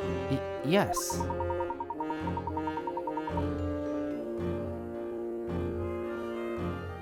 She would have had no knowledge of the world outside of Labyrinthia. That being the case, having her stand in an English courtroom as she was would pose a serious problem. Meaning that someone must have been attempting to cover up Espella's identity. What? But Professor, could someone really do that?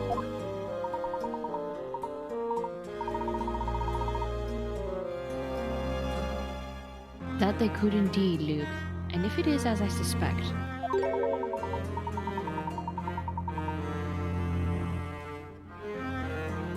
I believe our adversaries may be far more powerful than we originally thought. Just exactly who or what are we dealing with here?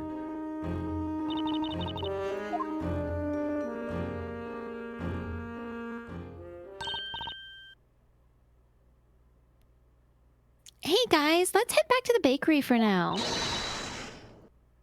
I bet the boss is waiting for us with one heck of a pastry feast. It's probably just one giant thick loaf of bread. One really big bread. Oh, actually, I can't go home just yet. The last time you said this, we ended up here in the courtroom. Huh? You can't? Oh.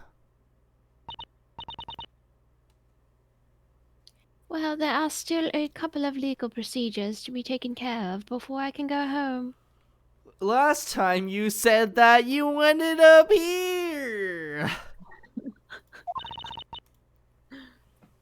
Please, you all go on ahead without me.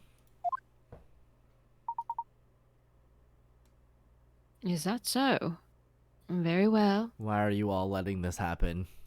No one learns.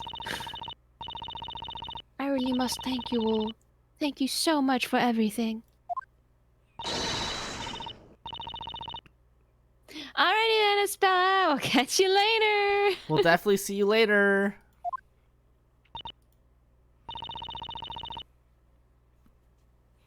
Yes, farewell for now. Oh my god, just look at her face.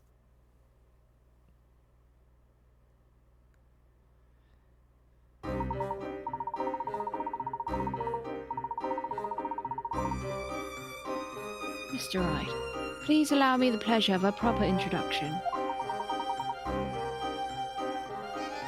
My name is Herschel Layton. I'm a professor of archaeology in London. A professor, huh?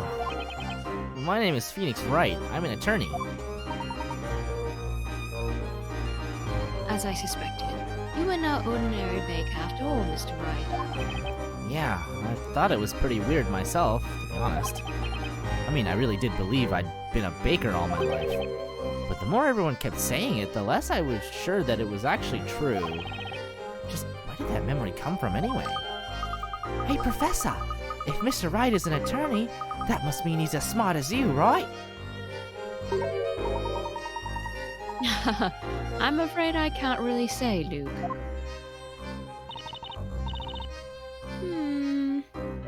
But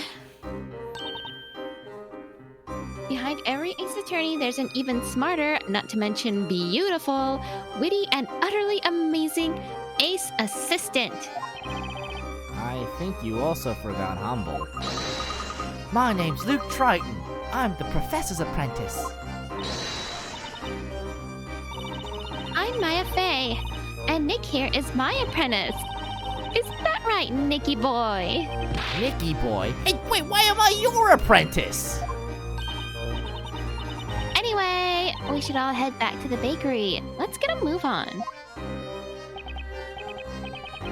I'm sure Espella will be back before we know it.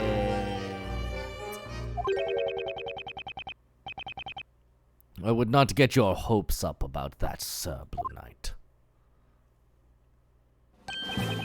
Inquisitor Barnum. Most impressive work tonight. It is a shame you have kept such ability hidden until now.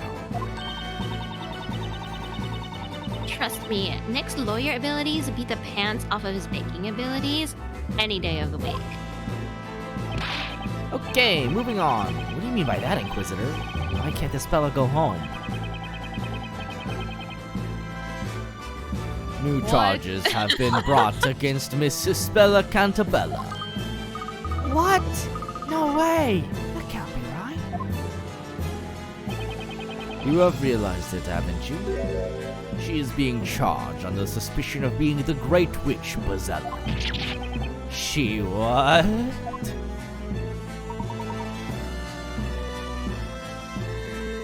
How can that be? Am I to assume that charge is based purely on Miss Akira's accusation? It was not I who made the decision.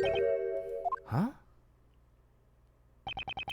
Regardless, The girl will return to court at the appointed time for further trial. Until then, I am to seek out any and all evidence pertaining to the Great Witch.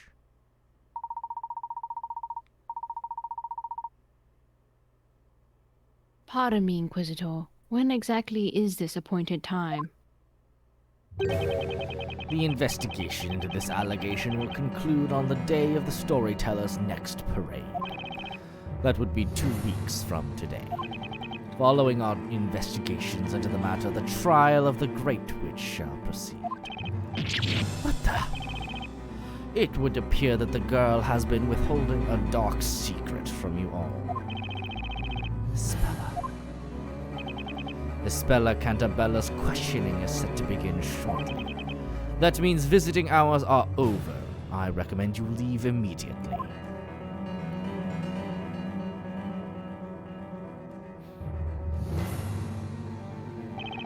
Spella, the legendary Great Witch Bezella. The story that dictates the fate of an entire town. And now a so-called Great Witch named Bezella. Most intriguing. It would seem to be up to us to uncover the answers to these mysteries. But how are we supposed to manage it all in 2 weeks? Where are we going to find any evidence? You know, I was thinking, how do you address a great witch? Hail to thee, oh magnificent magical one. Or maybe just, what's up, witchy baby? That's one of my favorite lines. That is one of the lines that has stuck with me from this game. What's up, witchy baby? What difference could it make? She's called a great witch. That's not someone I'd ever want to meet.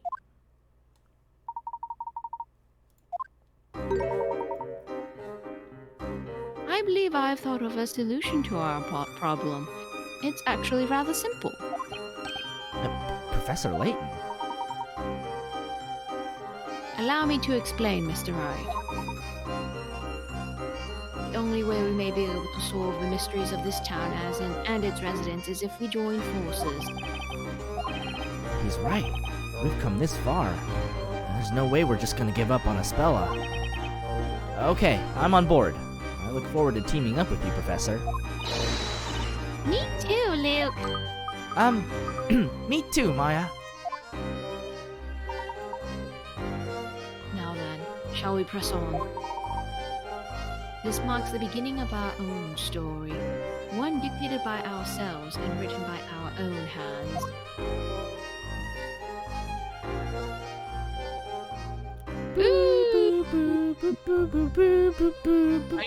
I'm going to get accused of murder. She just keeps walking right into it, man. Yeah. Ooh, we did not come out with a lot of credibility. Really came out on by the skin of our teeth. Okay, all right. Well,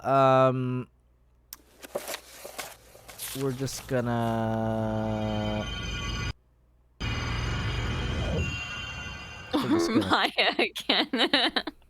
Or Maya again. Next time, Espella and Phoenix fight for your own life. Yeah. Okay. Well. There we go. Ace Attorney has returned. We'll be back next week for more Professor Belayton. More witchy baby. What's up, witchy baby? All right. I am going to go to sleep. Good night. Why?